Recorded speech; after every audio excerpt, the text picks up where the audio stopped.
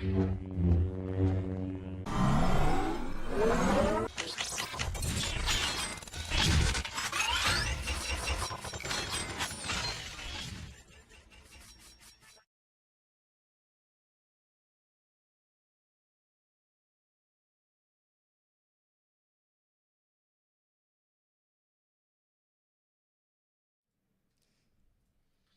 everyone, welcome to the weekly show, episode 2, let's go!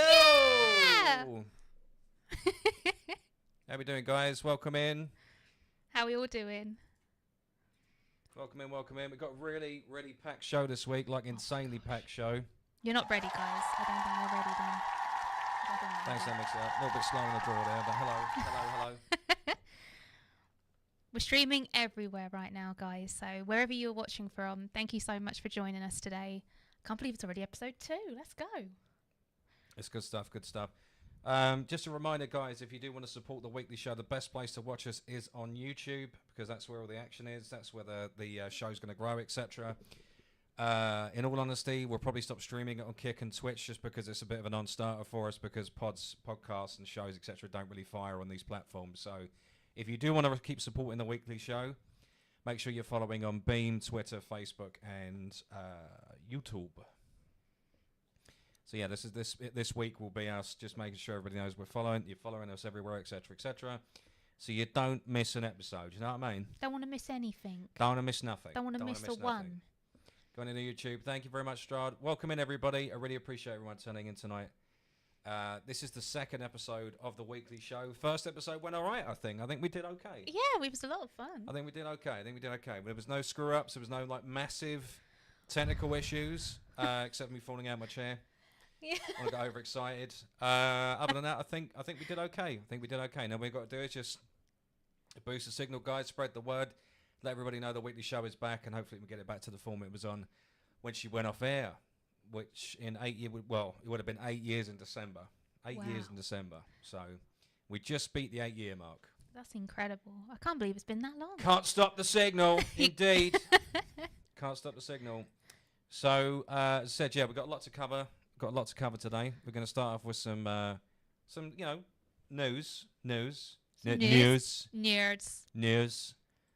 we're going to cover the stuff that's on TV, movies, etc. Then we're going to finish on games this week. So we might switch it up. We're going to see what you guys think of the format, and then we'll go from there. But we want to start off with some light-hearted stuff, because it does get a bit deep this week, guys. Gets a little bit deep. When I mean deep, I mean balls deep. I was going to say elbow deep. Okay. It's going to get a bit elbow deep. Oh my gosh. Welcome in, everyone. Welcome in. So yeah. On that note, Cog, you got first dibs tonight. I got first dibs. Well, we did. We rolled a dice. Yes, rolled we did. Rolled a D&D dice, and Cog beat my score. So Cog's first up tonight. You're going to tell us something about the moons, Earth. about the Earth. And the moons. It's and the galaxy. It's something for all my sort of astrological friends out there who love everything to do with the space and stars. But something that I thought was kind of cool this week is that we will be forming a second moon as of, I think they say it's the end of September, so the 29th of September all the way to November 25th. We're going to be having our own second moon. It'll be orbiting the planet for only 2 months, and then it'll be going back to its original gravity. But we have basically another planet, another source, an asteroid. The comet. That'll be coming closer to Earth. So we'll have 2 moons. I don't know if that's going to do anything to any astrological people out there, if that means anything in star sign culture, but I think it's kind of cool. So I don't know if it's going to be able to view anywhere, but I will look into it as it comes Supposedly you can see it with a naked eye, but perfectly with a telescope. Ah, there you go. Once it's finished its lap around the planet, which will be quite a few times, obviously, being that it's hit with us for over a month, it's going to shoot back out into space. Ooh. So it's when it's gone, guys. It's gone. You never see it again. But for That's 2 it. months. That's all there is. It's over. Yeah, clear nights. So if you do live anywhere without any light pollution, they reckon you can see it with a naked eye, which is kind of cool. That would be amazing. So we could probably go do that. We can do that here because we don't have any light pollution. That's going to be really cool. Yeah, we'll have to check it out. So werewolves, be aware. There's going to be 2 moons. I don't know if that causes anything, but just be careful during the spooky months. It could be an asteroid full up with Xenos. So my battle brothers, be ready. We could be like going to battle. This could be Space Marine 2. Yeah. This could happen. This could happen. Anything. We've all been willing it. It could happen. Right. Okay. So yeah, that's cool. That's cool. So again, we always do a bit. We're trying to like make it some of the show a little bit uplifting because it is a bit shit this week. I'm not gonna lie. I'm gonna try and make it as funny as I can. I'm gonna rip everybody. So prepare your asses. All right. I don't think you just need to strap down, guys. So the cute news this week. Because I get to do the cute news. This is Cog's forte, so I'm gonna fuck this up, all right? So there's an adorable baby hippo called Mudang. Mudang. Which what's it mean? It means bouncing pork. Bouncing pork. Bouncing pork. From Thailand. It's pretty from Thailand. Okay, all right. But it's the latest viral video. Everyone's going mad for this little pygmy hippo, and if you've seen the videos, you'll know why it's so cute. But they've been doing videos for years, but they've just recently come to popularity and everybody's loving. Oh, that's a handsome boy. And they're just wholesome videos. I know that there's some fellow animal lovers out there. We're big animal lovers. We love a good TikTok or video when we have an animal. Yeah, that's it. There's a lot of darkness out there at the moment, so it's nice covering something that's light-hearted. I love hippos. They're vicious bastards. In fact. Here's a grim fact for you, because we might as well keep it grim. There's more hippo-related deaths than shark attacks and lion and tiger attacks combined. Oh, that makes me sad. Why? Because they're vicious bastards. Oh. they're one of the most territorial animals on the planet, other than the polar bear. I've heard that. I have heard they're territorial. So they knock people off their boats and drown them. So yeah. But the popularity came from Facebook. So shout out to everybody on Facebook. It was a viral video on Facebook that then trickled into everywhere else. So Facebook's making things popular once again. I like it. I've just been told that we haven't got any sounds. So I'm just going to sort that. Hold on. We got no sounds. Oh, now we got sounds. There we are. There we go. I love it. Okay, first technical problem of the night. So we've got to scrub that up. Okay. Okay, that didn't happen. Nobody saw it. It's just us, guys. Welcome in. Right, so guys, as we've said before, welcome in everybody. Welcome in co-finds as well. Unfortunately, we can't play your intros while we do the weekly show because we will get, unfortunately, demonetized. So we've got to make sure we behave ourselves. But co-finds, I do give you a round of applause for being awesome, and thank you very much for supporting us. Also for everybody that's subscribing everywhere else, because you're amazing. Without you, we would not be able to do this. Wouldn't be able to keep the lights on. Wouldn't be able to eat. Wouldn't be able to fill up the car. I wouldn't be able to pay for my meds. And we wouldn't bring back the weekly show. And we wouldn't have been able to bring back the weekly show. So thank you very much. So round of applause for you guys. Thank you very much. Take a moment. Have a bit of air horn mic in there as well. Let's go. And for you, Igor. Okay, so on that note, we're going to move on. Because you can catch this hippo anywhere. He's all over the internet. Twitter X. You put in Mudang. Mudang, you can get him everywhere. So if you're into hippos, he is very cute. It is very cute. The content is very wholesome. Look at this. Look. But do you want to know something really cool about the whole video going viral? Because of the zoo not having much popularity, the videos have actually got more people to go and visit zoos in Thailand as well. So they've been inundated with tickets. Spread the love around. I'm glad to see that they're flourishing once again. All the zoos. Got to give some animals some love, guys. There's not enough animals on the planet. All right, moving on to our favourite person, because without him we wouldn't have internet. Do we have to? We got to talk about him. What has he done? We got to talk about. What's he done, Dan? What has he done now? At the moment, Elon Musk is in the news a lot, mostly because he's an avid supporter of Donald Trump. Obviously, not gonna verge on politics, but again, if he wants to support Trump, it's his choice. Let him crack on with it. I don't. That's why we should be dragging him through the mud. I think there's loads of other reasons we could be dragging the man through the mud. Cards Against Humanity are suing SpaceX for encroaching on their property. This is going back to when Donald Trump was still in power, and he was going to build the wall. The He was wall. going to get the Mexicans to pay for it. It's going to be huge. It's going to be huge, huge wall. And what they did was to stop that from happening, they bought a slice of land right in the pathway of where he was going to build the wall to stop it from happening. SpaceX, their equipment encroached into the Cards Against Humanity's plot, space, whatever the fuck you want to call it.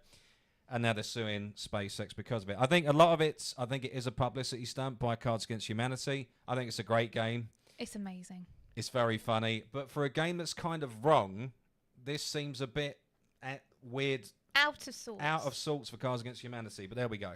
I got to say, there's all different versions of Cards Against Humanity now. I do prefer the classic game. Yeah. But I know there's all different variations now out there. And oh my word, there are some shenanigans that happen when you play it. But... yeah, exactly. I mean, again, it's a great game. If you haven't played Cards Against Humanity, what's wrong if you should try it? Because it's wrong. So wrong, but in a good way. So there's other reasons why Elon Musk is in the internet as well at the moment. I don't know if you guys know or not, but the Cybertruck is underselling so badly to a point where they're not going to be able to pay their bill at the end of the year. Well, you've got to remember as well, this is going to come up a lot tonight because of the numbers that gets released every October. So there's the revenue release for the UK and US. So there's a lot of slip-ups where a lot of the media has been lying about how much stuff's cost, or companies been lying about how much stuff's cost. It's all coming out now. They can't cover it up because it's out there for everybody to see. So we're going to be talking about that tonight as well. But yes, the Cybertruck is underselling. It's also been classed as semi-safe. I don't know what semi-safe is and why you'd want to drive anything that's semi-safe. Well, I mean, our car's like kind of safe, so I guess we drive that. Our car's kind of safe. I wouldn't class it as Kinda semi-safe, though. Hashtag semi-safe. Semi-safe? Semi-safe, I think, should be the next trending hashtag. Semi-safe, kind of safe. That doesn't give you any certainty of getting in one of the vehicles. So I've got to say, I'd feel uneasy getting in one if they say it's semi-safe. Yeah, I mean it's care. Yeah. But yes, it is strange. Also, the firmware on the Cybertruck is fucking up. So people are they use the camera obviously to back up the Cybertrucks. It is a very strange shape and it's very wide and it's very difficult to park as it is. Whoever came up with that So design? there's a delay or a bug on the reverse camera on the Cybertruck, which is causing loads of accidents. Oops. So people are rear-ending other people. And the Really? Cybertruck is a big old lump, so it's costing loads of damage, which is also another reason why Elon Musk is being sued at the moment. And to round it off, Elon. because he thinks he's the original rocket man. I think the guy wants to build Starfleet.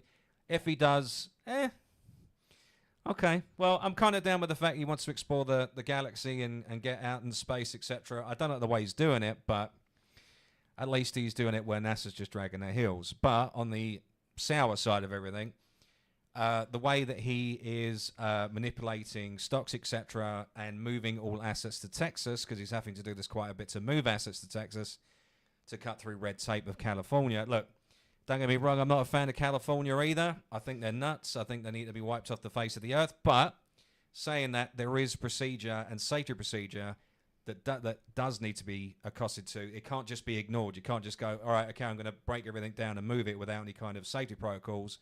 But he's trying to cut all through that with his friends in Congress, etc., so he can move all assets to Texas. Again, another reason why he's being sued about 20 times this week, I think. Yeah, Like every time I go, yeah. When is he going to stop? But I think he's just a risk taker. I think give something to the man. He's a risk taker. He's doing something other people aren't doing. The only trouble in doing so is the lawsuits and getting sued for so many different things. If it does involve people's safety, I am a little bit on the people's side in the sense of... Is that because it looks like a Max Headroom's hairpiece? Yeah, pretty. That's that's a pretty fucking good... I like that, man. That's a good analogy. So... Nothing wrong with a toupee. No, there's nothing wrong with No a hate on toupee, the but toupees. it's a bad one. But so... he's touted himself as the first person to colonize Mars, so he's going to do it before NASA does it. I mean, to be fair, NASA's done nothing Do you reckon he will? in the shape of any kind of real space travel since we landed on the moon. Let's be honest, we've not really done much else except send probes and a little robot to Mars, etc.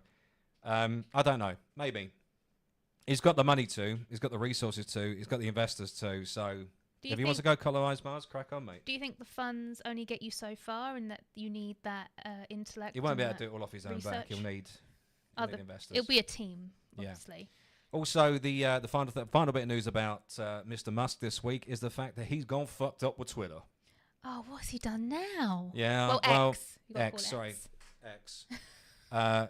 So it's come out again. This is all numbers and money. It's all come out to like what investors he's used to buy Twitter in the first place, and unfortunately, some of the investors are a little bit, should we say, untoward.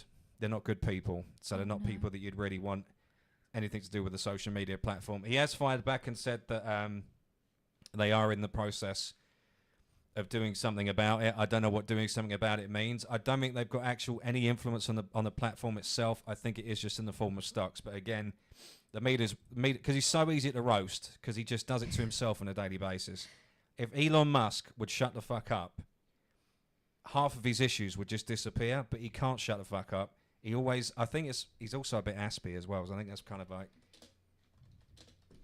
yeah. If he shut up, like honestly, just shut up sometimes, I think a lot of his problems will just disappear. But he has to be outspoken. He has to get the last word because again, he's an egotistical narcissist. So, yeah.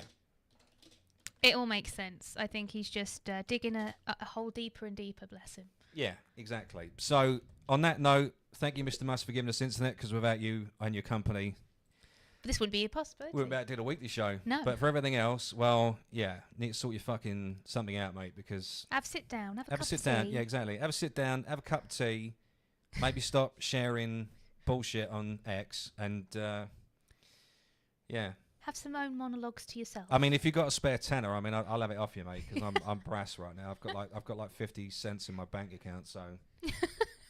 You know, if you want to help out the space program, I'll help out the space program. I've got like really bad gas right now, so I could easily fill up a rocket, 100%. Methane-powered gas rocket. Let's go. Wouldn't smell too great, but do the job. So on that note, yeah, again, he's being sued left, right, and centre. He's been a bit of a dick on the news outlets, etc. I do see where he's coming from on some points. I'm not just going to like roast the guy, but yeah, he is right on some of it, wrong on a lot of it. He kind of needs to stop While he's ahead. Yeah, just slow your roll. But again, if he fires up the space program and puts a rocket under, see what did there under NASA's ass, I'm all for it, man. 'Cause we should be shooting for space. Should be doing that anyway, instead of fighting over this rock, because it's not doing us any favors. Let's get to that asteroid that's filled up with platinum and diamonds. Platinum. Titanium. What's this asteroid filled up with platinum and diamonds? I've not heard of this. Yeah, it's worth like 600-700 trillion or something. It's full up. It could feed the world the like atmosphere? 5 times. No, it's the distance away. Oh. But it could feed the planet or give everybody mass amounts of money like 20 times over or something. 50 times over. I can't remember the exact numbers, but it's a lot of fucking money. I'm going to be looking into this week now. Yeah. You've got me intrigued. It's a lot of money. Okay, also on a good note, although we didn't realise that we're actually 2 weeks behind the rest of the UK, so we do apologise because we live here and not in the UK. Shaun of the Dead, its 20th anniversary, was this week here. I don't know why they did it this week and not last week when it was the week or the week before. But yeah, it's the 20th anniversary of Shaun of the Dead. So we might as well say September is the anniversary of Shaun of the Dead. Yeah, well, we're going with that.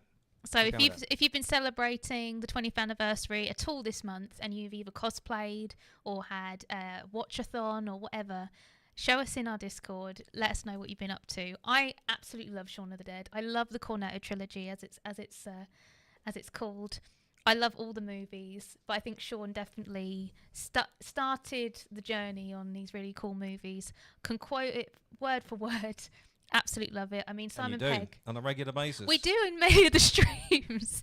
It's one of my all-time favourites. I do love a zombie movie, especially being Halloween. Got to add this to the movies, I think. I think it's definitely one to watch.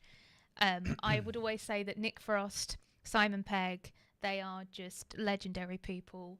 And I love their sense of humour. If you want a bit of a giggle and nothing too serious, Shaun of the Dead is one to watch if you've not seen it yet. Some people might have not ever watched it before. That's a crazy thought. Somebody's also brought something up in chat. That was just to jump back to Elon Musk, something that I did actually leave off the list, just because there's so much to talk about tonight. He did. He basically was the lead speaker at a convention last year in the UK, all about tech, etc.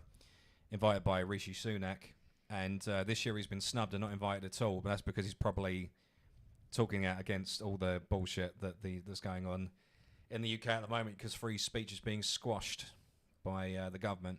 And that I do agree. On that I do agree. This, we fought for a very long time to make sure we do have freedom of speech, but you don't have freedom of speech when you talk about stuff the government doesn't want you to talk about. So that's not freedom of speech. So I do agree with that.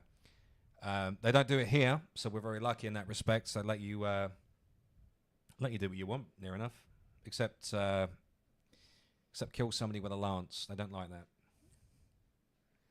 Or maybe they do. I don't know. I'll have to check that up. I don't know if you can actually murder somebody with a lance. I'll have to check. That's interesting. We'll have to look that up. Be at first, I would imagine. So yeah, that's also happening as well. So he's been snubbed. To be honest with you, he doesn't seem that bothered about it. He might be, because again, ego. But from posts on X, he doesn't really seem that fucking bothered about it. I think he's again, there's a lot of people that agree with him on the internet about freedom of speech. I kind of agree. The fact you can't speak out against issues in the country, I think you should be able to say what the fuck you want, within reason, obviously, without starting a riot. But yeah, hopefully it will, when they release the budget in October and they screw everybody over, probably everybody will be moaning about that instead of the freedom of speech thing. So it's misdirection. Misdirection. Oh. Misdirection. So it is, but only once a year, right? Once a year. So it has to be on a certain day of the year. But The World's End, going back to obviously the anniversary of Shaun of the Dead and all the Cornetto movies, didn't have as much appreciation as the other movies. It didn't. I think it's because they changed the dynamic of the duo so greatly, because obviously Simon Pegg was always the... They changed the dynamic. They made Simon Pegg the arsehole. And I think that sort of put people off a little bit. But I still think it adds to the three movies as a whole. Yeah, but I mean, you're going to have a favourite. It's not shit, but I prefer Shaun of the Dead and Hot Fuzz. I always see Paul as more the Cornetto trilogy. Yeah, it's an honorary Cornetto. Yeah, the only downside to it, it's got in it. Not Seth Rogen. Yeah. That's the only downside. But the only thing I think it's a good movie. I do love the fact we have Bill Hader in that movie. We have Sigourney Weaver, absolute legend, icon. I absolutely love the fact that she's in that movie. Obviously referring to all the type of alien movies is a really cool little nod. But I'm going to have to rewatch Shaun of the Dead again with you. I think that's definitely one to do for Halloween. I think that's going to be one to watch. All right. Cool beans. Right, now we're getting on to the news stuff. The new stuff. The new stuff. The news. The new. All right. Why do I sound like Jennifer Coolidge when I go new? New. Yeah. I mean, a lot of you that watch our live streams, you know how I feel about Marvel and Disney at the moment. We are going to have to talk about Thunderbolts. We do have to talk about it. It's in the news. We got to talk about it. So we're gonna watch the trailer. If you've seen it, tough shit. We're gonna watch it again. We're going to point out some bits as well. If we've got to suffer, you've got to suffer, damn it. It looks like an absolute fucking shit show. There's none of the original Thunderbolts are in it. The lineup is very confusing. I don't know what they're trying to do with this movie, in all honesty. The other thing is as well, the thing that really pisses me off about it, what is up with them slowing down 90s music and trailers at the moment? It's the end thing. Why do they need to slow down 90s tracks? It's like, you don't need to do it, so stop doing it. It's Deadpool. Deadpool made it a popular thing. That was 80s. That's true. It was 80s music. But they're like, do you know what? They do 80s. We're going to do 90s and be original. We were saying this briefly, though, on one of the streams, that I reckon that all the 80s and 90s music's going to make a comeback, because it's always a really good listen. Okay. Right. Ready for this, guys. We'll do this on the big screen so you can see it. Moving to studio screen. Woo! Woo! Look at that, it's magic. We're so tiny. We're tiny people. I click leave on porch. Your subordinates will be reported to DoorDash HQ. Can I just say something? Can I just say something? Very I know what you're briefly gonna before say. we start. I know what you're going Why to are say. the fucking accents so poor? Do your Russian accent. Why do they always talk like they are from really bad 80s action film? I think it's because... It's terrible, man. It's me. Open up. Alexi, it's me, open up. Her accent kind of goes from American to Russian. the mixture of the two. Elena! I am heavy weapons guy. Sorry about the wait. Was on an important call. and they're both Russian. Lot of work, lot of work. Why are they speaking English to each other when they're both You Russian? feel fulfilled? Because it's an accent. No, but I do not. Yeah, There's no so subtitles. Why do they so speak in English? But why do you ask this? Comrade, What, this what is not the brings way. you here? But yeah, I don't get it. Like they're both Russian, so why are they There's speaking to each something- other in English? Well, in English, it doesn't. Surely it'd be in Russian with English subtitles. I've got Again, this movie, man, we've just started. Come on, the trailer. We come can get on. through this, Dan. I will say before you play, though, again, if anybody didn't recognise, that was David Harbour, I believe, who was the guy with the beard. He looks so different. Get off reporting. Exactly. It's like they've learned their fucking accents from Red Alert. Okay. Wrong with me. I actually like Florence Pugh, And but in this emptiness. she's awful, mate. Like I'm just. just drifting. I agree 100%. And I don't have purpose. So we have Bucky, and we have this guy, the I thought agent. throwing myself into work was the answer. So anti-Cap. Did anybody actually watch the thing with Bucky and thingy in it? It was so memorable, you can't remember what it was called. I can't remember what it's called. Falcon and Winter Soldier. Did anybody actually watch that? Because supposedly you need to watch that to understand this. See, look. Like, and let me just point something out here as well. Let me just point something out. So she's holding up a case, right? Why didn't he go for her legs? Why is he shooting directly at the case? Oh, true. Like he's supposedly a trained agent, right? With filled with super serum. Okay, so he's got Cap's powers. Oh, yeah, 'cause she's like... So he's got extra accuracy. He's obviously 'cause he throws a shield and everything. So why is he shooting at the case and not shooting at her legs? If he wants to neutralize the target, shoot her in the foot, shoot her in the leg.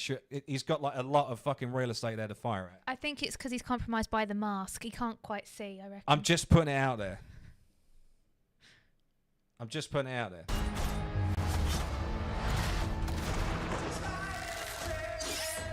Not the Pixies. I know, it's terrible.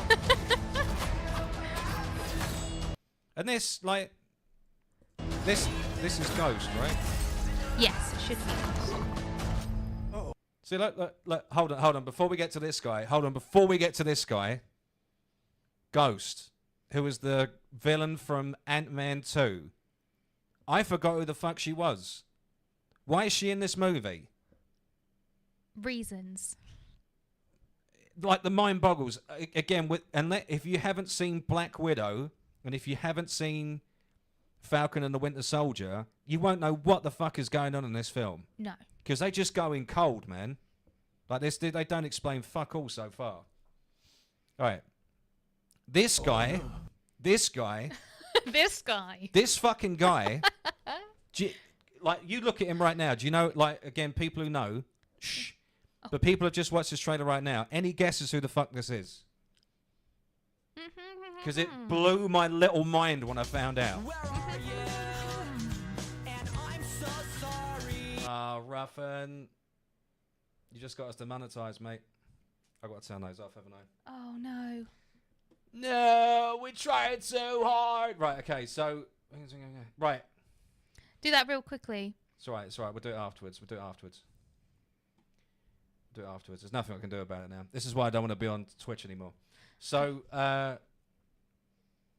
where was I? Yeah, any guesses who this is? Any guesses? Any Who could it guesses? be? Any guesses? No? Nobody? Any This takers? is fucking Sentry. This sweat is Sentry. Sentry.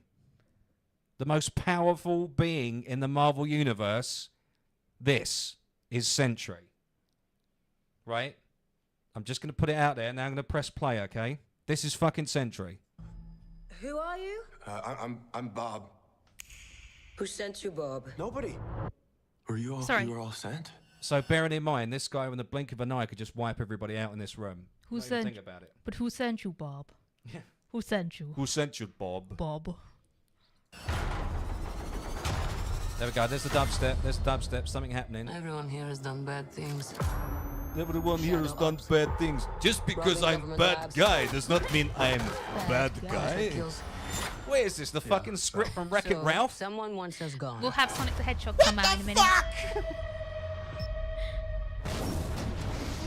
Get Penelope, jump out of the corner. I tried to be nice.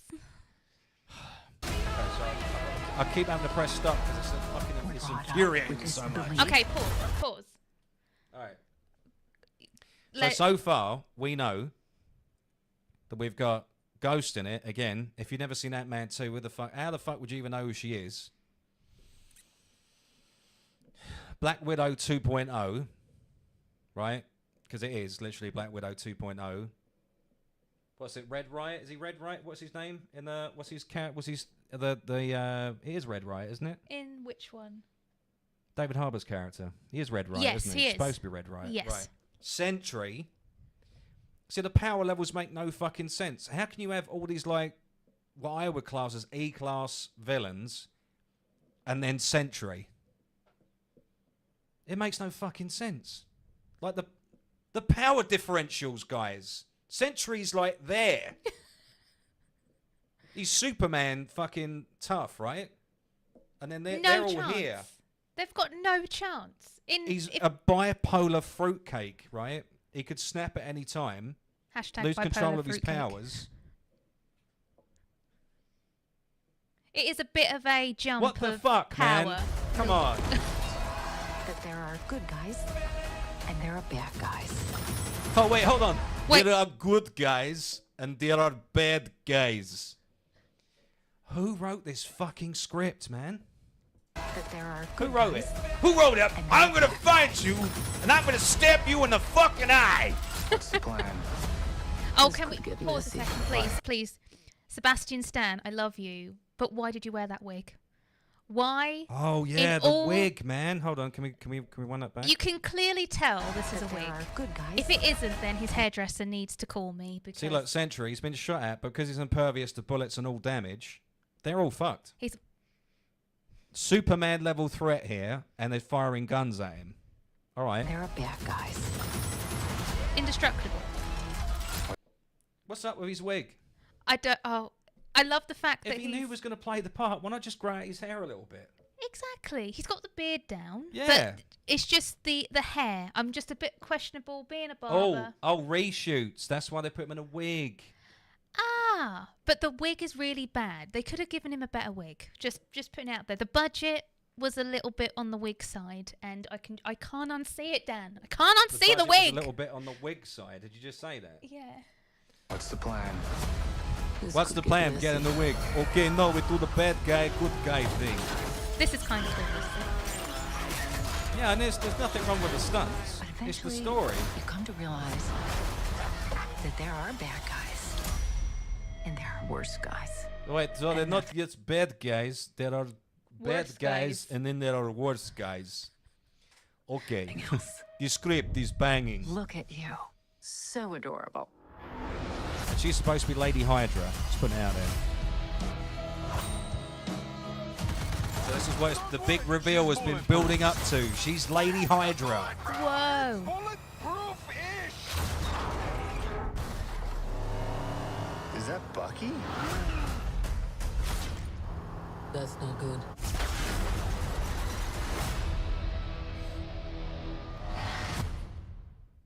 Okay. All right. Yeah, It's I'm that so moment- I'm so glad I wasted 3 minutes of my life watching that for the first. It looks shit. It's that moment in SpongeBob. Do you know where in the SpongeBob movie they point to him and they go bald, bald, bald? I just every time I see My eyes. my eyes. So yeah, hold on. I can't get past the Sebastian Stan When I wig. get to all that. So yeah, The reason why this is being made, because at the time they needed an answer to Suicide Squad, and this was it. Bearing in mind, when this was the answer to Suicide Squad, Marvel had just started taking a massive nosedive due to the shit that they were pumping out to the masses. And I'm just putting it out there. This is not going to help. And neither is Captain America 4 with Falcon as Cap. When they made Falcon Cap, the comic book sales completely plummeted. Like, they just went completely out the window.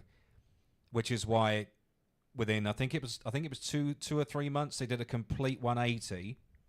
Said that Cap had been trapped in a time portal, and that's how he survived getting shot in the back of the head by Crossbones, sorry. Oh, okay.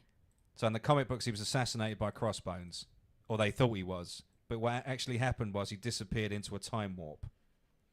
And then when they needed him back because the comic sales had slumped so much, they come up with a bullshit excuse to say he was stuck in a time warp and then brought him back to life again. And then Captain Falcon was completely... Which is quite funny because there is actually a Captain Falcon. Falcon Punch! But yes, it's pretty terrible. But yeah, the comic book sales while Falcon was Cap were awful. They're not great. They're awful. Yeah, I mean he's obviously he's got the wings. He's got a little bit more mobility, but he doesn't have Cap strength or his super serum or anything like that. He's literally just a guy with wings and the shield. So it didn't really go down well with the comic book people that actually read comics. So again, it won't fly with the movie going audience either. I would think, but so. This is the end of this is the tail end of this Marvel down spiral, supposedly, though, from what we're seeing in the trends with the stocks, etc. They do have to release all these films because they need to get rid of their backlog. Well, not just proof of concept, but also to the fact that they've shown that they've got a continuous story, or I guess a story that makes sense. But I think by the time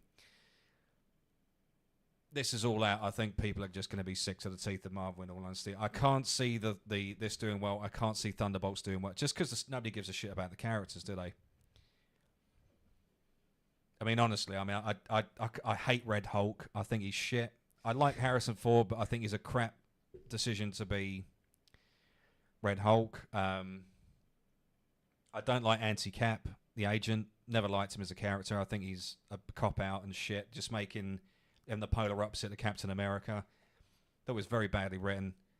Red Riot, again, I've got no affinity to him. I don't really, I mean, he's Russia's answer to the Super Soldier program, but obviously the serum's killing him so every time he powers up, he dies a little. So, yeah, which is a bit of a weird power to have.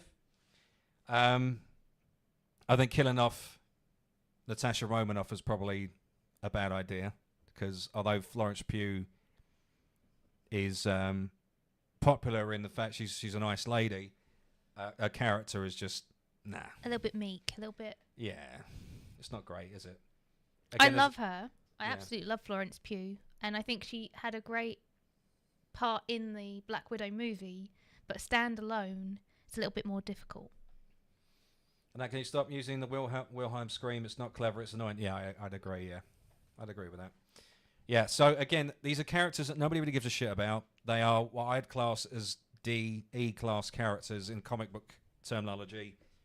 I wouldn't go out and buy any of their comics. I don't think I ever bought any of their comics. I think Falcon works best as an Avenger, but not as a headliner. He's always been more of a support, or in a support capacity. He's a great cat. I love Falcon. I think he's great, but he's not like front runner. He's not like a Cap. He's not a Spider-Man. He's not a Thor. He's not lead. He's not somebody that will put butts in seats. You know, I'm not just talking about movies now. I'm talking about everything, games, comics, etc. So, yeah. I'll still watch it when it comes out, but the trailer doesn't look that promising. It doesn't. And it is feeling a little bit on the Marvel side that they're just trying to copy and paste and just slap out loads and loads of trailers and shows without any real thought behind them. Anyway, Cyrus calls him, wants his mullet back. Can't beat a mullet. I love a mullet, but I just that Sebastian Stan mullet just doesn't work for It's me. not good. It doesn't work for me, Dan. It's not good.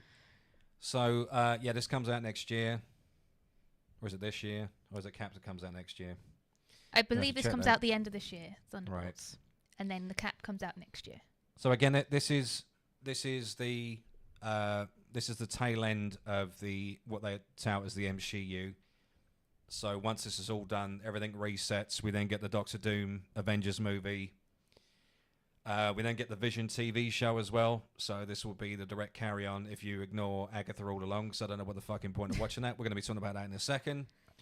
I don't see the point in watching that 'cause it has no real correlation to the rest of the story. But they spent $110 million on it, so they had to show it. 110 million, guys. That's Yeah. insane. Yeah. Oh wait, you're not at the fucking. Oh man, you're not at it yet. Okay. Wait. All right. We'll Not pace yet. ourselves, Dan. We'll pace ourselves. We'll get around to it. doozy. So yeah, this is the end of the MCU. This is where it's hopefully tailing off. They're gonna cut their losses. There's gonna be a soft reboot. Doctor Doom, Vision, etc. But this does mean I think it's a good thing. We're only gonna get one Marvel TV show a year. We're only gonna get one Marvel film a year because then the quality will be better. But this is coming from 2026. 2025 is going to be Marvel Disney releasing all the backlog of the unreleased stuff just to get rid of it. And then people have got a year to cleanse their palate. And then the new stuff comes out. Oh, it's going to be in May of next year in the UK, is Thunderbolts. It's been close to 2 Thanks, decades guys. and that superhero movie and it's getting shit. Yeah, I mean, it's the superhero fatigue is down to the poor writing and execution of superhero movies. They need to stop deconstructing the superhero and just let them be a superhero. I think people are bored of only seeing one aspect of their favorite heroes when they should be seeing all aspects of the heroes. They just need a well-written, well-rounded story of their favorite character that's good to watch. I was watching a lot of people say about the because of the success of the Penguin, which we'll talk about later. Yes. But why they haven't done a Batman show? Why they're so precious about not having a Batman show? Because it would be sick. I think it would work. It wouldn't have to be. You could have like an overarching story and then have a villain per week storyline because there's enough Batman villains. Let's be honest. Yeah, and it can make it dark and gritty, but make it a detective show. Put him ground roots again, where he was going out and actually detecting, and not, world-ending situations that he keeps being put in. I mean, yeah, I know he's Batman, but it'd be nice to see him more grassroots superhero again. So he goes out, fights crime, takes down an insane villain, and yeah, that could be. There's an entire season there, and again, there's enough villains in the Batman universe that they could easily do. 100%. Yeah, like a long run of this as well. They just need to find the Batman to fit it. As long as it's the same quality as the Penguin, because it's needless to say, just to touch upon the latest Joker 2 movie, just a little bit on that. Unfortunately, it hasn't been received that well. No. And it just shows you how well they can get it with Penguin and not so well with the Joker. Yeah, the Joker 2, unfortunately, is being slagged off massively. I don't know if I can.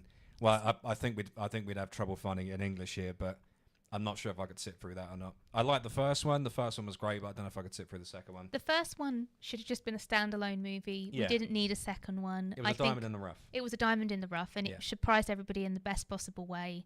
And then trying to draw that out with another story or another way of looking at it, I think, was a bad decision. That's exactly what I'm saying, Hudson. It should be that kind of thing. It should be, yeah, perfect. Long Halloween would be a great comic book adaptation. I think that would totally work. Something like that would be perfect for a Batman show. And they've got the funds to do it. They're too precious with the IP. Yes. Which is annoying because we've got stuff like Batgirl, Batwoman, whatever it was, a couple of years ago, and it was shit.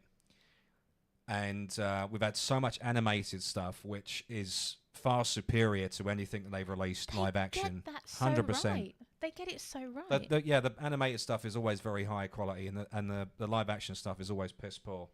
I think the best thing they've probably released in a while is the is probably the Lois and Clark show that they had on CW. It was the only one that didn't get cancelled, that they've let it run for 3 seasons, but obviously they can't have 2 competing Supermen, which kind of sucks. But if you haven't watched that, it's worth a watch. If you can get past the angsty teen, they calm him down a little bit in season 2.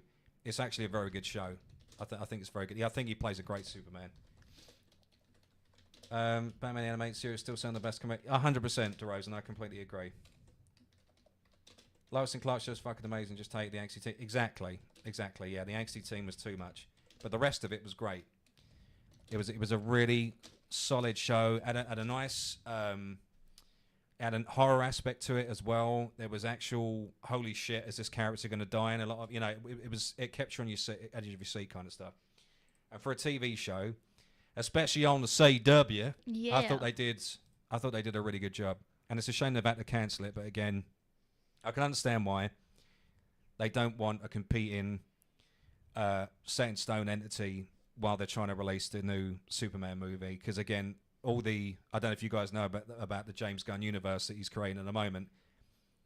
If they're in the film, they'll also be in any TV show or animated feature. There'll also be the same actor playing them, so there'll be no differences. So it'll always be the same voice, same actor from now on, as well until their contract is up. So if you see Superman, it'll be the guy from the Superman films. Again, a Batman. I don't know. It won't be Robert Pattinson, unfortunately. I thought he did a very good job as Batman. I thought he did a very good job. The first 40 minutes of Batman, I thought were very, very good. And then it just kind of goes to shit at the end, which is a shame. I really do believe the Riddler tarnished that movie. Yeah. And I know that some people might not agree with me, and if you don't, I'd love to hear your thoughts on that. I think the Riddler was made so different to what we're used to that it just took everything a little bit imbalanced. I loved Zoe Kravitz as Catwoman. I love Robert Pattinson as Batman. Obviously, Penguin being Colin. But at the same time, I just think the Riddler was trying too hard to be too scary. There had to be some form of like campness or a little bit of... I thought they could have gone down the mob route, man. I thought the mob route was perfect. I think that just would have been DC and Batman against the mob would have been awesome. Yes. I think that was enough. We didn't need the extra Riddler storyline. No. It kind of, I don't know, it kind of fucked it for me. Like the end bit where he can't save everybody, like that builds his character, and I'm like, nah, that's cheap, man. That's not good. That's not a Batman thing. They could have just teased the Penguin. We just need to tease a new villain, because obviously we're so used to Joker now. He's in a lot of the Batman. I think it would just been great to just teased new villains. Maybe just tease the Riddler. He didn't need to be the front runner, and maybe that would have then led to other projects instead of putting it all in one. Yeah, Scarecrow's a good shout. Yeah, he's very unhinged. He's a very good villain. Any of the serial killer villains really from the Batman back catalogue would have been perfect. I just think he was very miscast as Riddler. I don't think he was a good choice for the role. I think if because as I said this on stream, I was expecting like him to be Zaz or something like that. I wasn't expecting him to be the Riddler because he was so unhinged. Where the Riddler's unhinged, but in a different sort of way, and obviously super intelligent as well. So which they didn't really. It didn't really come across in the film. I know it's supposed to be a different universe. I do understand that, but again, I wouldn't have gone that route. But again, the first 40 minutes of the Batman are great. The rest of it, not so much. Falls a bit flat for us. Was a bit flat, yeah. We might as well talk about the Penguin as we're on DC. I think would be. It's going to screw me up if I talk about the Penguin. Oh no! We're going to be right out of sorts. I'm sorry, Tan. I just think we should. I'm not ready. You're not ready? No. As we're having a good old chat about the show, I think it's just, honestly, I think that's one of the things DC have definitely done right in the last few projects that they've been a part of. We can definitely agree. I feel anyway. We obviously talked about this in episode 1 of the weekly show.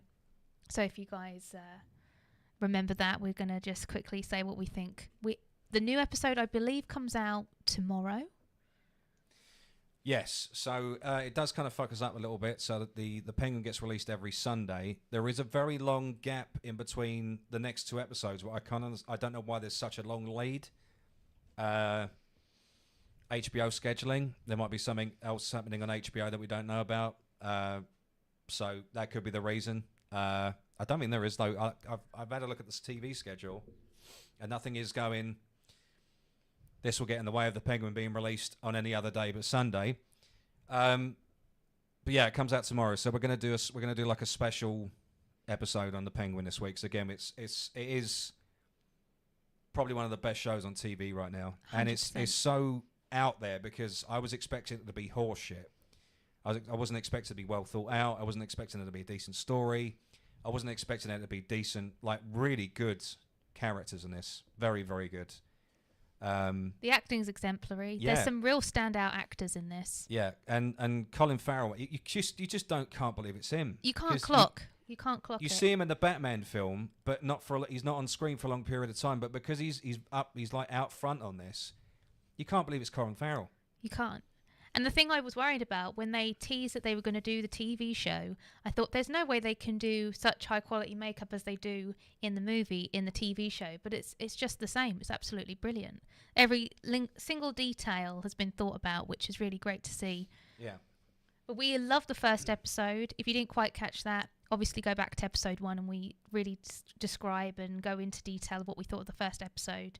But I can't wait for the second one. But the only thing, like Dan said, is that they're really uncertain about when they're releasing certain episodes. So it's just like, let us know. We want to know. There is a release schedule, but it's just a long lead. It's just a long lead. Yeah, I don't know why there's such a massive gap in between episodes. I'm getting desperate, guys. Getting desperate.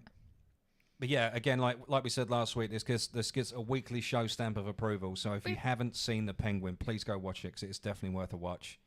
If you are a little bit adhered to gore or Violence, yeah, just be warned, it is very violent.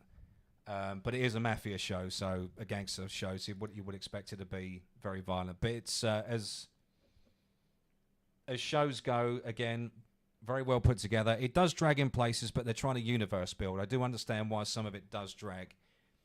And when I say drag, it's like 10 minutes of like unnecessary dialogue. I don't know why this scene is happening, but they're trying to build a dialogue and a relationship between the characters, and once you watch it or play it apart and really analyze, you're like, oh, okay, yeah, fair enough. But if you haven't, honestly, guys, you haven't seen it, go watch it. The other reason why we're bringing this up today as well, because obviously we covered it last week, is that within the first 4 days, bearing in mind it's on a streaming service, 3.2 million people watched it alone in the US, right? Oh my gosh. 3.2 million people. We can just compare that to anything else on TV at the moment. Don't do it because it's gonna not. Anything else on TV right now. So as we've discussed before, Rings of Power season 2, or the first 3-4 episodes, Rings of poop. they didn't even make 900,000 people. So I think it was 926,000 people in the first 7 days of the show being released. And bearing in mind that it released 4 episodes at once. Oh, ouch. Or was it 3 episodes? 3 or 4, I can't remember the total. But they released multiple episodes at once, and it still didn't break 1 million viewership. They spent $1 billion on this show, guys. $1.7 billion on this show. And they can't even rake in 900,000. This is what happens when you bastardize Tolkien. You can't do it. Don't mess with Tolkien, bitch. Can't do it. Fuck off. But 3.2 million is a hefty number, but rightly so, because I think word of mouth as well. Like we were skeptical that the episode wasn't going to be that great.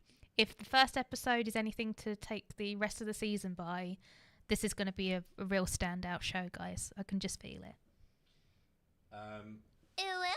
But yeah, again, it's blown everything else out of the water number-wise. And as I keep saying, a phrase I coin a lot, the proof is in the pudding. Yes. The numbers are there. The numbers don't lie, guys. They don't make these numbers up. This is all from people's data of TVs, set-top boxes, etc. It's all pulled from there. 3.2 million people. This isn't counting people that are watching this illegally as well, without HBO Max. Probably looking about more like 5 or 6 million when you put those on top. And these are only US figures. We haven't got the EU figures yet. Once we get those, we'll talk about that on Sunday, hopefully, when they get released, because they'll release that second episode. But yeah, again, it's night and day. It's night and day. Acolyte has come nowhere near these numbers. Agatha all along has not even made the Acolyte numbers. So again, It just seems to be going downhill. these shows that they're bringing out are not made for they're not made for the audience, so the audience won't watch it. It doesn't matter how much the Access Media pushes it and says it's an awesome show. People will watch the show and make their own decision. But just putting it out there. What you on now? Episode 7 of Rings of Power? Is it episode 8? Episode 7, I believe. Massive battle scene that looked like complete shit, by the way. We didn't. I'd say I wasn't going to talk about Rings of Power, but very briefly. It looks like complete dog shit. It is. Poorly animated. CGI is terrible. They've completely fucked the backstory of every single character in Lord of the Rings. None of it makes any sense. None of the characters are where they should be. None of them are like they keep shipping characters Really? fucking everywhere. Like none of this happens in the story, but they're doing it anyway. And it proves in the numbers. So this is 12% of the audience has made it to episode 7. 12%. Wow. Out of 900,000 people that were watching it from episode 1. So they lost, let me do the math. They lost 68% of their audience from season 1 to season 2. And now in season 2, they've got 12% of their audience left. Just 12. 12% of their audience left. $1.2 billion, guys. $1.2 billion. And they can't secure the Warhammer deal with Henry Cavill, but they can spend $1.2 billion on this shit. Just putting it out there. Something's got to change. Something's got to change. Yeah, I mean, the Hollywood as a whole, the TV industry as a whole is crashing and burning.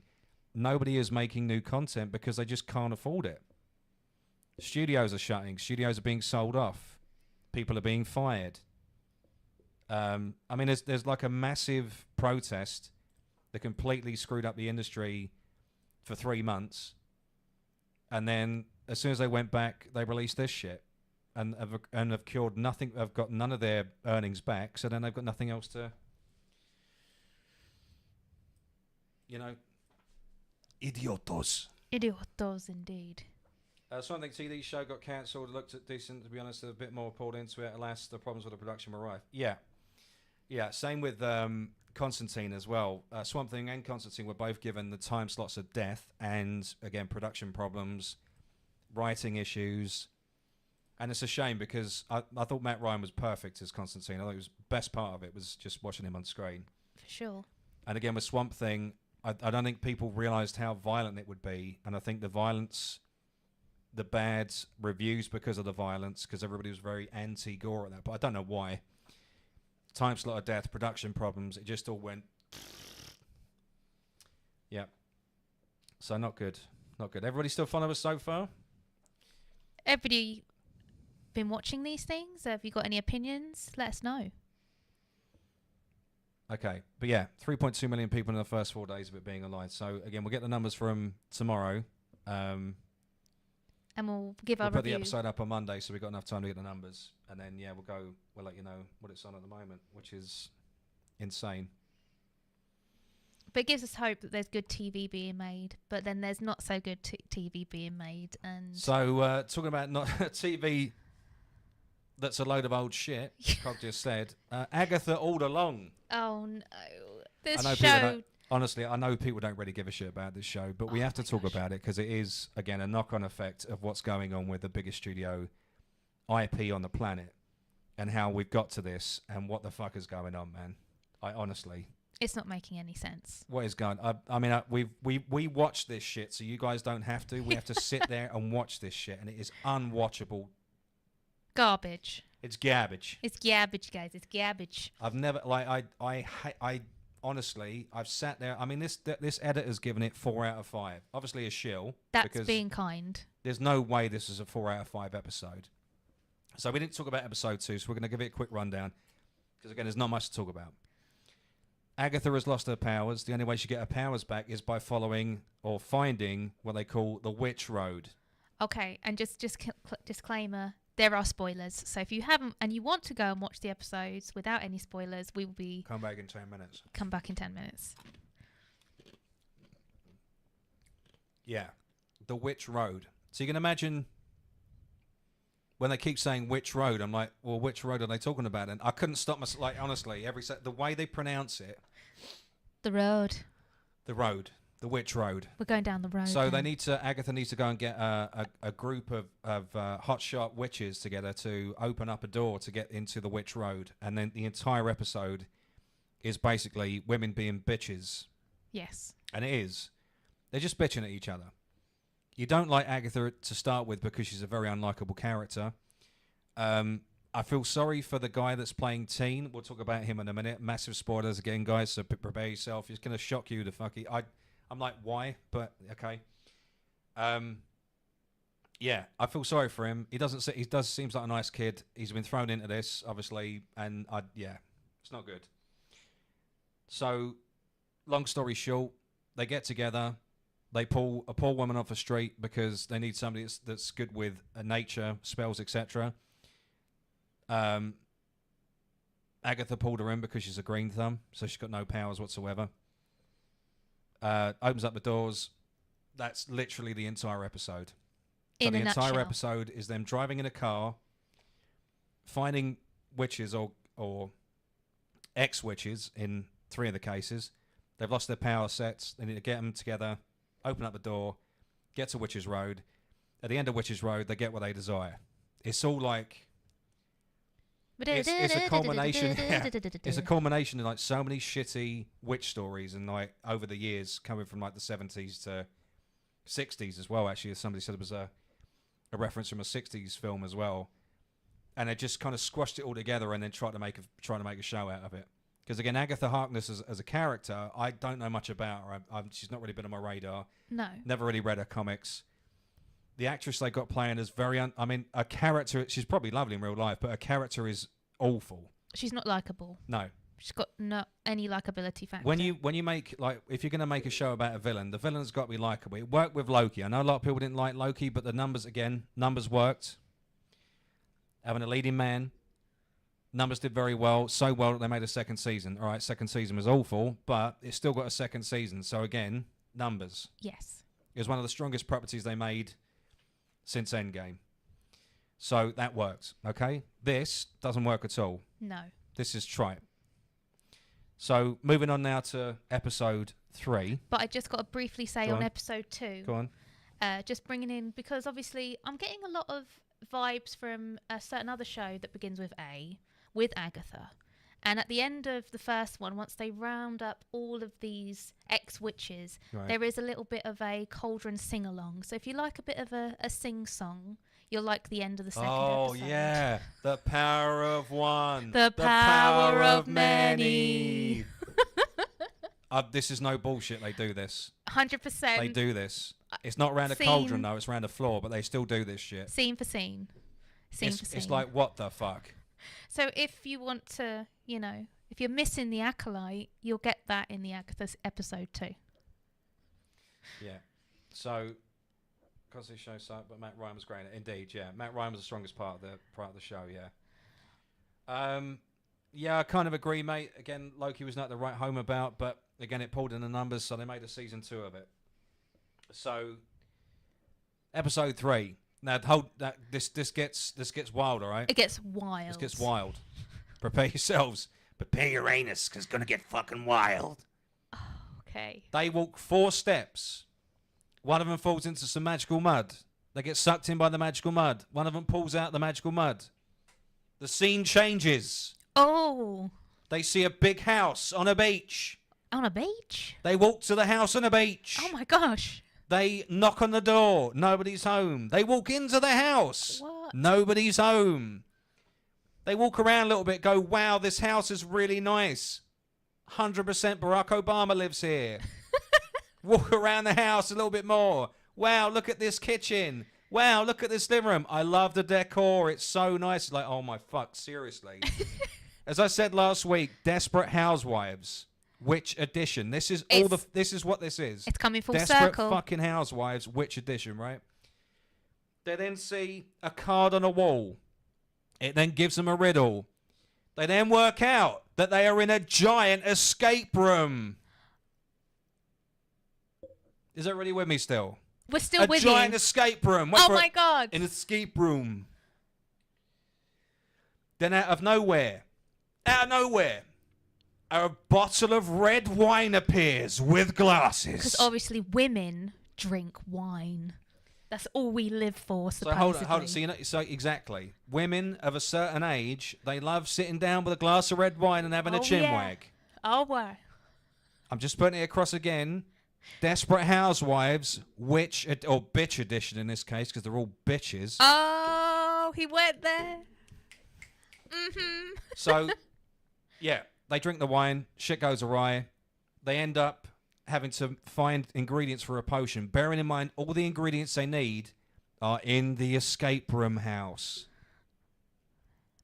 They have a load of conjecture. There's an unnecessary scene where they all start tripping balls. And then they mix everything in a cauldron, or, as we like to call as humans, a sink. But wait. But wait, there's more. There's more. There is a moment of continuity in this, which I think is probably the best. The whole episode is basically about women drinking wine. That is the whole episode. It's just them drinking wine, and certain things happen. And there's a moment, because it can get scary in places. You see some scary visuals, and one of the characters gets drowned in the sink. But miraculously, the second scene we see, they're bone dry. So I don't know if that's magic or if that's an editing failure. Either one of the two. It could be that witches don't get wet, but... Oi, oi. Yeah. That'll be Looking at these witches, I'd fucking agreed with you, to be fair. There you Because go. I definitely haven't had any action in a while. But It was a little bit on the bad side of continuity. the let's say. continuity, I think, is down to an editing faux pas, because there's a lot of continuity errors in the editing. The editing doesn't flow. No. There's so many mistakes. There's camera shots which block views. They don't show you what's going on, so you can't see. I don't know if that's the point, but it didn't come across like that. It came across at the editing room. It was choppy. It was all over the place. You know, from the first 2 minutes of the show, that the woman that's going to die is the annoying one with just the green thumb that's not a witch, because she falls in the magical mud. So you know she's dead. And lo and behold, by the end of the episode, because she didn't get the antidote in time because they're too worried about saving themselves, she dies. So the entire episode was them walking to a house, drinking red wine. The red wine gives them dodgy plastic surgery, which is, yeah. Terrifying. That's the most terrifying thing about the entire episode. They mix a cauldron. Sorry, they mix ingredients in a sink. They drink the sink contents, escape through an oven. End of the show. Boom. That is the entire episode. I promise you, Nothing more. there's nothing else in it. It's There's hard. nothing else in it. The only tidbit is that the teen, wait for it. Now, if you've seen the trailers, what the fuck? He's supposedly Wiccan, who is Scarlet Witch's son.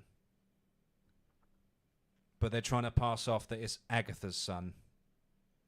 Because the backstory of Agatha, which I found out recently because I've read up on her, she gives her son to Mephisto. Mephisto then gives her powers, or the Darkhold, and then that's how that Doctor Strange shenanigans happened with the Darkhold. Ah. Because one of them puts a spell on Agatha, Agatha becomes powerless, she nicks the Darkhold, then, you know, Multiverse of Madness happens. And then, so Wiccan, in the comics, I don't know if you guys have read Young Avengers or not, it's actually not bad. Wiccan is a pretty good character. I was quite like him. He was one of the very first openly gay characters in Marvel. He ends up dating Hulkling, which is Bruce Banner's offspring, or the Hulk's offspring. So they're a thing. Ooh. You don't know that he's Wiccan because every time that they ask who he is, there's a spell or a hex on him, so his mouth covers up and he can't say anything. Other than that, there's nothing else interesting happening in this show. But now you know he's Wiccan, I don't think there's a reason to watch it. No. But Wiccan is created when Wanda, in the comic books, because obviously she doesn't do this town shit, She does House of M and all kinds of other craziness, which is, in my mind, a much better... House of M is great. Much better story than what's going on at the moment. But basically, the powers that erupt when she loses her kids and they disappear into thin air, etc., the power of her releasing that then turns into another entity, which becomes its own force or power, or it becomes sentient, and it finds somebody that's close to death or somebody that's just about to die. That entity then jumps into that person's body, and then they become Wiccan. And that's how Wiccan's created. And that's pretty cool. It is Now, cool, but that's not what's happened here. But why didn't they not do that in the show? That would have made so much more sense. I would have definitely been engrossed with that. That would have been so much cooler. But it's sounding like the Wizard of Oz, Sex in the City, very much so. Yeah, what the You fuck? said this, Desperate Housewives, Yeah, Witch Edition. It's honestly, it's awful. It's like the worst load of tripe I've ever seen in my life. And again, that is, I promise you, Blow for blow. scene for scene, that's all that's happened. Nothing else has happened because you don't Drink give a shit wine. about the rest of the You don't care. No. You don't care. You want them all to get the comeuppance because they're all horrible people. Yes. So you need at least one likable character in the bunch just to keep you engaged. But you don't give a shit if they all die next week. You don't give a fuck. You already know what's going to happen. Agatha's going to backstab them all, get her powers back, and fuck off. Yeah. It's a foregone. Yeah. If that doesn't happen, then that would definitely be a surprise. But it doesn't. Oh, look the that other way. thing as well, Aubrey Plaza's character is Death. So she's playing Death, not the cool version of Death that Thanos has got a boner for, just Death. And So just yeah, we're not sure why either. In all honesty, yes, it's strange. Supposedly, all the witches have got a thing about death. They're always trying to die. outrun. No, they're trying to outrun. They're trying to outrun death. They're always trying to outrun death. So that's a thing. Again, I've never read the Agatha Harkness comics, so I've got no idea. That might be a big thing, and we don't know because we haven't seen it all. But yeah, we said we cover it. There it is. That's episode 2 and 3. Again, we watch this shit, so you guys don't have to. I promise you, that is the be all, and that is it. That's as much as There's we nothing can else give. to it. Oh, the dialogue was this poor that we were kind of shocked that it came to the end of the episode near enough, and they're trying to have a conversation because the conversation is very minimal in episode 3, and they're starting to reference old witch stories and basically say that they were friends with the witch who got murdered by Hansel and Gretel. I don't know why. It just is like bottom of the barrel writing. They're just like trying to pull anything to make it just remotely interesting. And I just thought out of everything they could have just tied into the universe, they're now trying to bring fairy tales into it, and it just does not make sense. Awful. Guys, remember as well, if you are watching on... YouTube? If you're watching on Kick and Beam and or Twitch, remember to also park in YouTube for us as well, because it helps us get concurrence and also get eyes on the show as well, because it all does make a difference. The more eyes on, the more comments we have, the more the video will get pushed. So also remember to like and share it as well if you're enjoying the content. It is very much appreciated. Thanks, guys. Okay, so saying that, we're now going to move on to some other Disney shit. So our other favourite IP that's no longer our favourite IP because it's something else that Disney's pissed on. Oh, no. Are you going to mention what I think you're going to mention? Yeah, so the trilogy that nobody wants. Just going to talk about it. Are we going to be talking about something called Star Wars? We are. How did I know? There's some So interesting stuff coming out about Star Wars. a lot of interesting stuff. And surprise, surprise, the Access Media aren't covering it, which is mind-blowing, right? So we're going to cover it now. Okay, here we go. Daisy Ridley trilogy has now been put on hold. Oh? Rumour has it, it's done. So Star Wars The New Jedi Order is done, according to sources. It's not been confirmed yet. It's definitely on hold. Definitely on hold. So all production has stopped. Right. But sources also say that it's been wiped off the map because of the poor or cold reception that Acolyte got. So what this means as an IP or what this means as a production or a production schedule is that all resources now being pumped into Mando and Grogu, sorry. So Mandalorian and Grogu are now the focus of all of the production teams, so they've all been merged into one to get it done quicker. So it's out in a timely release window to try and garner some fans back because of the massive outlash of Acolyte. But the Daisy Ridley trilogy is... It's official. It may come... So, again, word on the street is it may come back, but with a completely different director. Not one that says, I like to make men uncomfortable. I like to make men uncomfortable. I think Bob Iger's taken a while to get there, but I think maybe putting left-wing feminist activists as directors of movies predominantly watched by men It's not probably not a good hot idea. take. Yeah, probably not a good idea. No. Probably not a good idea. When, you know, when like 75, 80% of your audience are men, you know, May and then have to think about that this one. small, tiny, minute part of the which is like 2.7% of the audience, which didn't turn up for Acolyte. Surprise, surprise. Yeah, they're not going to make money, and Bob Iger and Disney like to make money. So that's on hold. Again, we're going to keep an eye on it. If we find out it's been axed, we'll let you know. But it's no surprise. It's No. definitely no surprise. If they do change their head writer or their head director, I think that would be the best choice that they can make for the Rey. Yeah, so we're just, again, once we find out more information, we'll let you know. But for now, the big, whoa, holy shit this week is the fact that this has been put on hold. So, again, all assets are now going to the Mando Grogu movie because they think that's going to pull or garner audience back or pull audience back because of the But let's appreciate that for absolute a shit second. show. It's a well-written show. Grogu's obviously taken everybody's heart by storm Well, because adorable. it was up to season 3. Yes, season 3 was questionable. Season 1 and 2 of Mandalorian were fantastic. Loved them. Space Western, hadn't been done before. Brilliant story. Loved the characters. You felt for the character. And the ending of season 2 was phenomenal. Oh, yes. And then season 3 happened, and they make Mando a cuck, and then push Clone Wars characters, especially female ones, in front of him, and they make him an idiot or a clumsy fool or inept in nearly every episode. Yeah, again, it had Kathleen Kennedy written all over it. But if they do Yeah. what they're now working on as those first 2 seasons of Mando with the same writers or the same idea, it could be potentially, hopefully, be a good Star Wars thing to come out of something from a while. The annoying thing for a lot of us, Strad, though, is the fact that the new Jedi Order was started by Luke Skywalker, and Luke Skywalker's dead.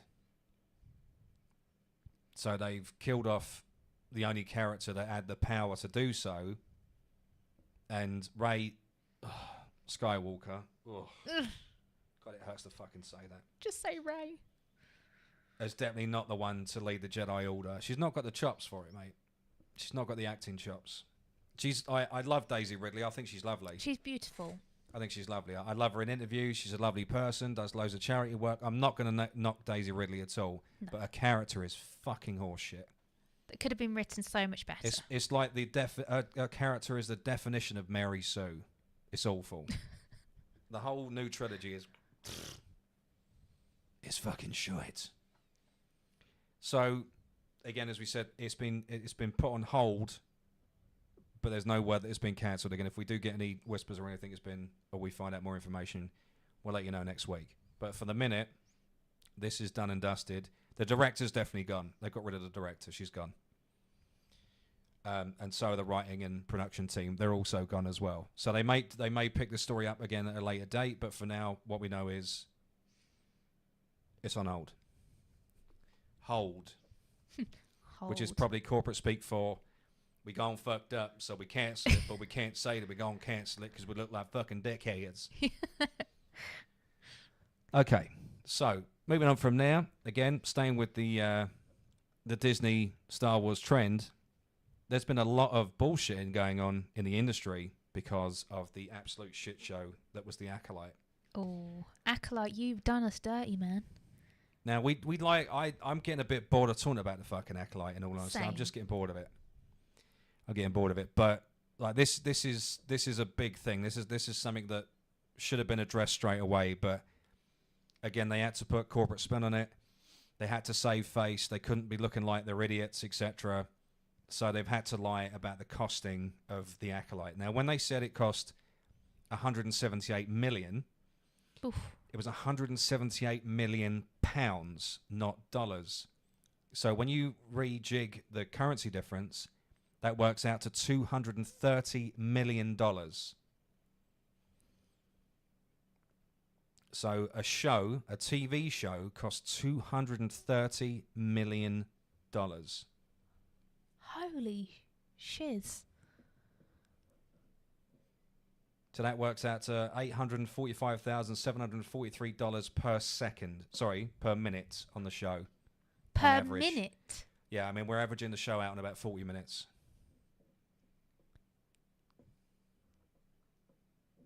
You might as well just say a load of random numbers. That just, for every minute of the show, Yeah. that was how much money was wasted on something that didn't have obviously any. They had no direction. Writing was terrible. It was shoving a message down your throat. Virtue signaling. And remember, the entire premise of the Acolyte, what I said on stream, that somebody asked me to say again, is you can have or be in an abusive relationship, which is fine supposedly, as long as you get your end away at the end of it. That is the entire Acolyte in a nutshell. You can be in an abusive relationship as long as you get your end away at the end of it. And that's definitely not toxic. Oh my word. Acolyte, nutshell. There we go. Saved you watching it if you haven't seen it already. But yeah, so this has had a massive knock-on effect with the movie and TV industry. Jobs have been lost. There's been a complete restructure in Disney itself. There are now questions if Kathleen Kennedy is going to be around any longer. This woman has got more lives than a fucking cat, though. Like, I that's don't been know. talked about so many times that she's I going to come don't out. know how she's still at the company. She must have dirt on people because there's no other way that somebody would keep her employed. No. Anybody would keep her employed with this amount of fuck ups or this amount of money lost since she's held the seat. But I think this is, again, sources have said she wanted to go out on a bang. Her bang was the Ray trilogy. The Ray trilogy's now been put on hold, so she's now got no reason to be there. No. So expect maybe New Year.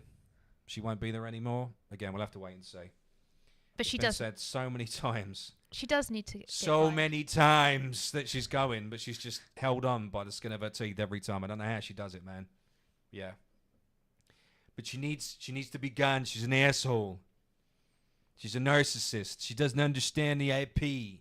Just like so many fanboys out there they want her like gone, man. And she's got to go. It is an enigma why she's still around. If you talk to anybody, Nobody likes her.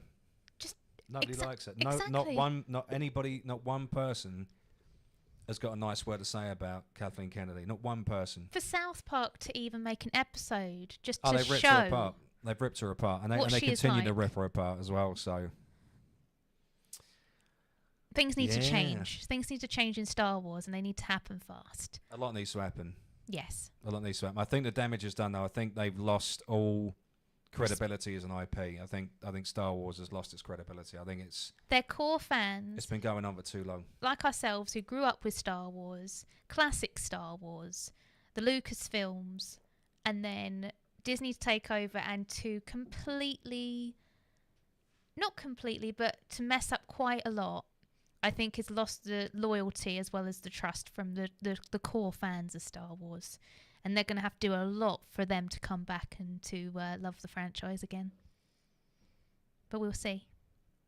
Again, we'll keep our ears to the ground if we hear anything. You guys will be the first to know. On something completely different, that's not Star Wars or Disney related, the Hugh Jackman Robin Hood movie, Oh, The this Death sounds of cool. Robin Hood, again, put on hold, potentially axed because of production woes and problems with financing, etc. Oh. They're looking to turn it into a more light-hearted TV show instead. Somebody said Men in Tights like, but I don't know. How accurate that I don't know is. how accurate that is, but yeah, it's so the death of Robin Hood, which was a very strong, or had a very strong correlation to Logan, Ooh. near enough blow for blow, which is probably one of the reasons it ran into production problems. But it's at the end of Robin Hood's career where he takes on too many merry men, gets a little bit too big for his boots or britches, and then comes to a sticky end. Hehe, sticky. Hehe. Oi, oi. I love Hugh Jackman. I love the world of Robin Hood. If they did sort of a spin on Men in Tights type show, I would definitely be up for that. I'd love to watch something like that. Yeah, we were going to talk about June next week, mate. But yeah, briefly, the initial response to June has been very lukewarm because his town is very girl boss. So We've yeah. got more information Well, to come. as soon as we get more info about it, we'll let you guys know. But yeah, it's been very lukewarm. So again, shit can change. Again, it might surprise us. You don't have You to never listen know. to You never know. don't have to listen to sources, but there's been wrong a lot of the time. Like sometimes they just get it completely wrong, and everybody ends up really loving it. But it's rare. It's rare. I can't remember the last time that we, other than I think maybe Deadpool Wolverine, where we've actually like really enjoyed or laughed, and especially like a Disney property anyway. Probably Deadpool Wolverine, I would think. For the actual Disney company to laugh at themselves within the movie as well and to blatantly point out its flaws, I think it was needed, as well as a little bit of a shock factor and a slap up for the face to show people are wise to what's happening. You know, your audience isn't stupid. We can see what's clearly going on. And I hope Disney do bring it around. We've all been brought up with Disney and it means a lot to us. And I think that's why people are so passionate about it, because they want to see Disney movies be great again. But Welcome everybody on YouTube. Thanks for coming in. Really appreciate it. Welcome in, guys. Also, those that are fans of Sonic the Hedgehog, Ooh. something interesting happening there. Sonic and Friends, so Sonic and Shadow. I love a bit of Sonic. I lost the page there. Gotta go fast. Gotta go fast. So Sonic the Hedgehog is joining the Justice League in 2025, Oh, wow. which is kind of cool. I love this. So far, we'll show you the little trailer. I think they did one for Batman Day.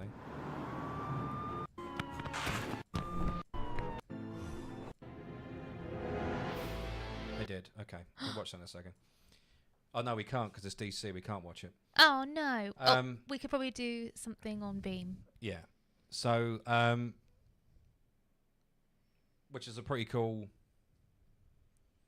nod. Sonic the Hedgehog's going to be Flash. We didn't see that coming. Knuckles the Echidna is going to be Superman. Amy Rose is going to be Wonder Woman. Tails is Cyborg. And Silver the Hedgehog is Green Lantern. And then Batman, obviously Shadow the Hedgehog. Ooh. So, seems pretty cool. Like, it's a good idea. I don't know where it's come from, but yeah, I'm interested. I like the combination of the universes. Some of the artwork there. Again, we can't play it, unfortunately, because it's DC property, because they just seem to demonetize us any time that we play anything. So we got to be careful. You got new Sonic and Shadow game is getting a movie skin from the upcoming Shadow movie too. Oh, nice. Yeah. Hey. So there's also a Shadow movie coming out, which is covering everything in Sonic Adventure Battle 2. So the introduction of Shadow the Hedgehog before the live action movie comes out next year. Ooh. Yeah, the Shadow story is pretty interesting. Yeah, he's not just an emo hedgehog or an emo version of Sonic. It does actually have quite a good Backstory. to it. backstory. Yeah, so if you're interested, check out the anime. I think it's gonna be in 3 parts. I love Sonic the Hedgehog. I know that Sonic's now over 30 years old, which is crazy to think. Sonic's always been something I've grown up with. I love the fact of 2 of my favourite things are combining for this. I want to ask you guys if they have any other characters that are in Sonic the Hedgehog. Who do you think they'd be best as a Justice League character? Obviously, we've got the few that have been confirmed there. But if there's any characters that they've missed, who do you reckon would suit best in the universe? I'd love to know what you guys are very creative. So get your See, guesses I would have had going. Vector the Crocodile was Green Lantern, but That makes sense. yeah, I don't know. But they never seem to bring in the Chaotix Very rarely. characters in the games anymore, which is a shame. You don't see I can't remember his name, the armadillo. But yeah, he just basically looks like Sonic but with a armadillo shell. Yeah, I always liked him. Yeah, Vector the Crocodile again. Good character in it. Just never seen him using. I think last time I saw them in a property was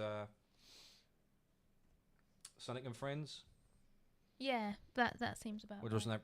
wasn't very good, unfortunately. But yeah, we're hoping that the trends are changing again, and we're going to get some decent Sonic games. That'd be nice. That would be nice. That'd be cool because Sonic's great property, great IP, characters are great. I've always loved the Sonic story. I used to be an avid collector of Sonic the comic when I was a kid. Throwback there. So yeah, it'd be nice to see it come back to light. I'm really looking forward to the movie. I liked the first and second one. I thought they were good films. And again, won't change the industry. Nothing amazing, but a good popcorn flick if you've got nothing else to do. Is Jim Carrey returning as? He is, yeah. Oh, awesome. Yeah, you got Jim Carrey back as Dr. Robotnik. And Dr. Kinterbauer as well. So He was such a unusual choice, I felt, for that character, and he worked it so well. I thought he really brought his A game, so I genuinely surprised when that came to that. all right, so that is the movie and TV news for this week, guys. We're now moving on Ooh. to the gaming stuff. Oh my gosh. That was just the movie stuff?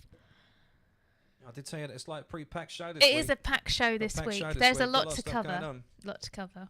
We're just going to change back to... Oh, switch it to studios too, do we? Oh, that seems nice. I There like we that. go. That's nice. So yeah, there's a lot to talk about in the In the gaming gamer world. space, indeed. All right. Just give me 2 seconds. But if you guys are enjoying the stream, if you guys are particularly watching on YouTube right now, don't forget to give the video a little like to let us know that you're enjoying it. If you have got any thoughts or feelings of what we talked about so far, definitely leave a comment. We respond to everybody, so let us know what you've been thinking so far. And if you're watching on any other of the streaming platforms, because we are live on loads of places today, thank you for joining us, and I really appreciate you sitting down and just hanging out and listening to some of the weekly news. It's really cool just to have a chat with you guys and discuss all these things, because we're very passionate about them, as I know you guys are as well. So I can't wait to get onto the gaming sphere stuff of what's been going on this week, because wowee, I don't know where Dan's going to begin with all of it. Well. Ease us in lightly, Dan. Ease us in Well. lightly. Okay. So again, this is... I can't actually find the news source we were going to talk about because it's switched. Don't know where that's gone. Ugh. All right. Screen rant. Fair enough. If we have to. Let me just switch that over as well.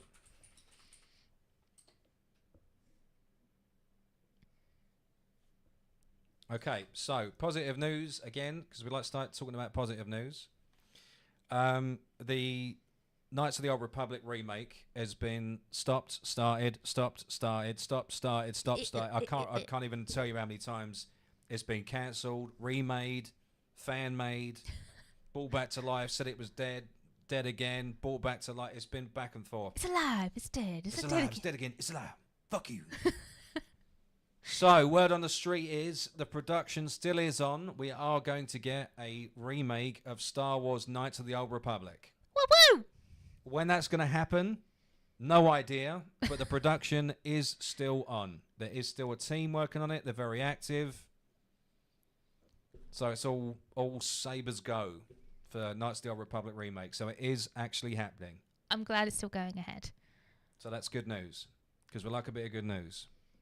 Because we've been waiting for this remake, for about over a decade now, and it's finally actually happening, which is great. But with any decent game or any game that we're really excited for, I'd rather them take the time and make sure it's made exactly how they intend it to be. We can be patient, but just know that we are excited for when it is going to come and actually come around and be able to be a real thing. Yeah, I mean, I'd throw my gauntlet in the ring and just say it's probably one of the best RPGs ever made. Not just because it's Star Wars, just because it's a great RPG. So for it to be made on a modern engine with updated combat, etc., if it gets the Final Fantasy treatment, I'm up for that. Yeah. It doesn't have to be turn-based. It can be action. Be interesting. Action-based. As long as the story's there. As long as we get to play as Revan again, and then again they're saying it's going to be a lot more universe building in it. Man, I'm up for that. I love it. I love the story. I love everything about Knights of the Old Republic. I even love the second one that's really broken and weird. But again, if it's successful, they will remake the second one. Ooh. So fingers crossed, we get none of the fucking DEI thrown in bullshit, which nobody wants in games, and we actually get a true remake of Knights of the Old Republic, which is what we all want. Fingers crossed. Fingers crossed. Okay, talking about that woke DEI bullshit, unfortunately, we do have to talk about it. Do we? Yeah. Do we have to We do touch have to talk upon it? about it. I'm sorry, guys, we've got to cover it because it is news. It is news, and it's news. We got to cover news. But the chat is saying on the Star Wars Knights of the Old Republic is that just do it justice. I think we're all in the same boat there, definitely. As long as they do it Exactly. well, that's all we ask for. I know it's taking a long time, and people can get a little bit impatient, like ourselves. But like we rightly said, is that doesn't matter how long it takes, as long as they do it right. I'm completely with you on that one, chat. Okay, so again, a lot of news on Dragon Age. A lot of news on Dragon Age. I'm going to try and condense it as much as I can so we're not talking about it for 3 hours. So there's been the most important thing about BioWare at the moment is that there's been an implosion of BioWare. So they're now running in every which direction other than the direction they should be running in. It's all due to the negative response and the pre-orders of Dragon Age Valgard. They are non-existent. Oh. It's got so bad that they are now paying Access Media to do fluff pieces on numbers that aren't real. Again, it's all bullshit and conjecture, and none of it's fact. So I can't actually give you numbers because nothing is 100% legit. But the numbers are very low. Pre-orders are very low. I think I said this last week. Pre-orders are very low. They're lower than we thought they were in the first place. There's been cancellations, refunds, etc. as well since the first trailers come out. They then made a load of blanket statements about the game itself. Again, even if you would ignore the woke stuff, or I don't really like using the word woke, but it's just it's a blanket statement. The isn't politics regarding the it. politics regarding it, the virtue signaling, etc. they put into the game. Even if you ignore all of that, so we're going to ignore that for a second. Put that aside. The lead developer has come out and said, I quote, "Don't expect loads of cameos from characters from previous games as they will not be making a return." So What? the whole reason you play a Dragon Age game or like Mass Effect or any game like that, if the character hasn't died, you expect a cameo from that character because you love the character or they are what makes your character a whole. Do you see what I mean? So Yeah. they're basically saying in a nutshell. So other than the ones you've seen, this is stated. Other than the ones you've already seen in the trailer or in the press release, there are no more cameos. So that's it. That all that you see in the trailer is it. There's no more cameos. So if you're invested in a character, you're not going to get anything more from them now.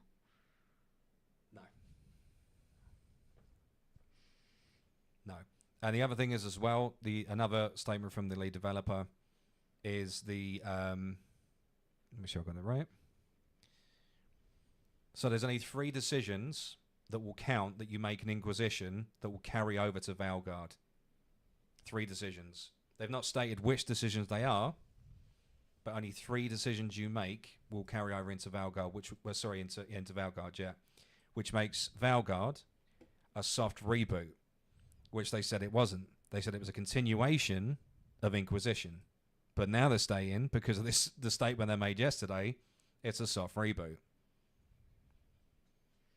Just to let you know, Yeah. if there's anything to be shown on our little telly, Oh, it's not on there. there's Okay. nothing on there, just so that the guys can... Yeah, sure. Put it up. Put that in there, do. We'll just put up some art, that'll do. So, I don't know how you guys feel about this. It's pissed me off. It's pissed me off. So, yeah. So basically, everybody that you know and love from the games won't be there. I think Morrigan's in there. I can't remember the name of the dwarf with the ponytail. Sorry, the guy with the crossbow. The name escapes me. I probably could look it up, but because he's been in it since number 2, hasn't he? Again, he'll be in it, but all the other characters don't expect cameos because they don't want to build this world they're making around the older games. Is the statement. So everything you loved about Dragon Age is being pulled out of Dragon Age. So is it Dragon Age anymore, or is it just the empty shell of Dragon Age? Can they even call it Dragon Age? Can they even anymore? call it exactly? Can they even call it Dragon Age? Again, this is the issue with the game. You take all the virtue signaling, top surgery scar crap out of it, and you've still got a crap game because all they've done is bastardized, which was already a good IP. I've said many times, and I'm not going to mince words here, I think Origins is the best Dragon Age game. It had the perfect balance of horror, story, and fantasy. I thought it was great. It was perfect. Little Dragon Age 2 was too...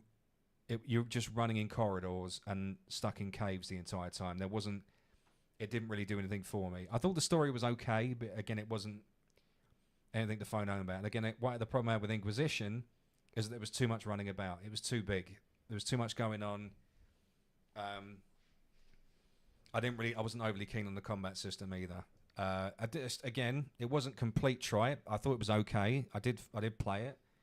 But I still say Origin is the strongest outing of the series. And from statements they've made and press releases they've made, they are completely ignoring Origins completely. And just pulling everything from Inquisition, or what they have, or very minimal from Inquisition into Valgard. So when you play the game, don't expect to see your favourite characters in it. Don't expect to see decisions or story decisions you made in the previous games to carry over, because they won't. So you're basically starting a brand new story in a soft reboot of a game that's really got nothing to do with the rest of the series. So Mass Effect Andromeda. Sounds pretty much. But even Mass Effect Andromeda had nods to the Shepard universe. So, but this has got nothing. This is a separate entity. Yeah. So. But what is the actual point in doing that? I don't know. So they've backpedaled again for the 90th time because BioWare are just as good as Ubisoft at doing this. It's now going to be released on multiple systems. I think it is going to be on Game Pass as well. Or it will be released on Game Pass at a later date. So save your money, guys. Don't spend your money on it. If you have to play it, wait till it's on Game Pass. Or wait till it's in the black side. Or wait till it's discounted. Don't go out and spend £70 on this mess because it's not worth it. Save your money. Spend it on something that you really want to buy. Would be my advice. Looking at the trend, looking at the articles, looking at what media are saying, it's a shit show. Like the end result is going to be awful. The gameplay is going to be shit. It's broken. They keep talking about the graphics, but the graphics are shit. You see better graphics on a mobile game. And this is me from a neutral perspective. Again, you know how much I hate the virtue signaling stuff. But this is just from a gameplay game. Like, I'm a gamer. This is how I'm going to play. This is from this sort of perspective. And what we've seen, it's awful. And then what this has done is then had a massive knock-on effect to BioWare. BioWare are now having issues with staff. There's now suing going on.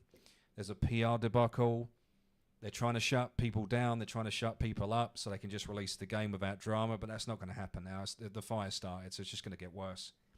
If this game undersells, which it will, yeah, BioWare are set to either go under or they're going to have to cut their staff substantially, which is, again, a source. When I mean substantially, I mean substantially. And this is all down to the fact that they've not listened to the fan base. They've not listened to anybody. They've built the game in their own little bubble. They've tried to make it all about politics, virtue signaling, very left-wing ideals, not made it a game bang in the centre. Because, again, when a game is centrist, everybody loves it because you get a bit of both. Everything's equal. But you go too far right, unless it's taken in, like, ironic or... I mean, I'm talking extremes like Warhammer, etc. But that's like a completely different kettle of fish. We'll talk about that another time. But again, that's not the same as this. It's not the same as this. That's what people are saying in the media. If you like fascism, why are you like pro-fascism, but you don't like games like this? It's like it's got nothing to do with that. It's got nothing to do. You read some of the articles, and you're just like, so you're saying because I don't like this game, I'm obviously right wing, or I'm far right. Okay, all right, awesome, thanks. That makes sense. That makes sense. You try and gaslight me, yeah, like that. See how that goes. Again, this is what they're trying to do. They're trying to gaslight the gamer fan or the gamer base, or the fan base of this IP, into liking this shit. Because if you don't like it, you're homophobic, you're racist, you're a bigot. No, I don't like it because it's shit. Nothing to do with any of that crap. I just don't like it because it's shit. And there we go. Gone are the days of Jade Empire and the like. Indeed, mate. Indeed. This Gravity Falls, this is Dragon Age Veilguard. I don't know if you played the originals. You had Dragon Age Origins, Dragon Age 2, and then Dragon Age Inquisition. So there's been 3 games before this one. And this is the end result. This is what they've been working on for the past 10 years since Dragon Age Inquisition. Bearing in mind, Dragon Age Inquisition came out in 2013. Wow. I didn't realise it was that long ago. 2013. That's a long-ass time ago. And the graphics in 2013 look better than this. So that's saying something. The engine they built this on is awful. So for 11 years, they've built up Dragon Age, the world of Dragon Age, just for them basically to now go, we're not doing any of that stuff we've done for 11 years. We're doing something completely different. Yep. So, yeah. That's a risky move. That's a risky We've both been move. saying this for the past year. Like, it's gone beyond go woke, go broke now. This is like, be a fucking arsehole and a twat, and this is what happens. They're just not listening. They're just believing in this way of doing things that's clearly not working. And time again, it's showing it doesn't work, but they're adamant it's going to. It doesn't work because nobody's making any fucking money. No. Studios are going under. People are losing their jobs. We said this last week. If it was working, you'd be making fucking money, you twats. And that's where they're now concerning themselves because they're not making the money. And they're like, oh, why aren't we making money? You're not listening to your fan bases. You're not listening to the people playing the games. You're trusting the unreliable sources. Okay, as well, also, which is also going to affect their numbers quite substantially, although I honestly don't know how much these games are played in these countries. But due to the controversial decisions in pronouns, top surgery scars, and the very woke-est leftist take on the game, Dragon Age is going to be banned in China, North Africa, Saudi Arabia, and India. So, wow. Eastern countries are not having it. They're just saying no, which, again, I don't know how much these games do over there or are sold, but it's going to have some sort of effect on sales. But it's not selling in the West, so it's definitely not going to sell in the East now because it's been banned. But yeah, and again, it's just, you can't write this shit. You couldn't make it up, even if you wanted to. It's just been such a shit show for TV, movies, and gaming.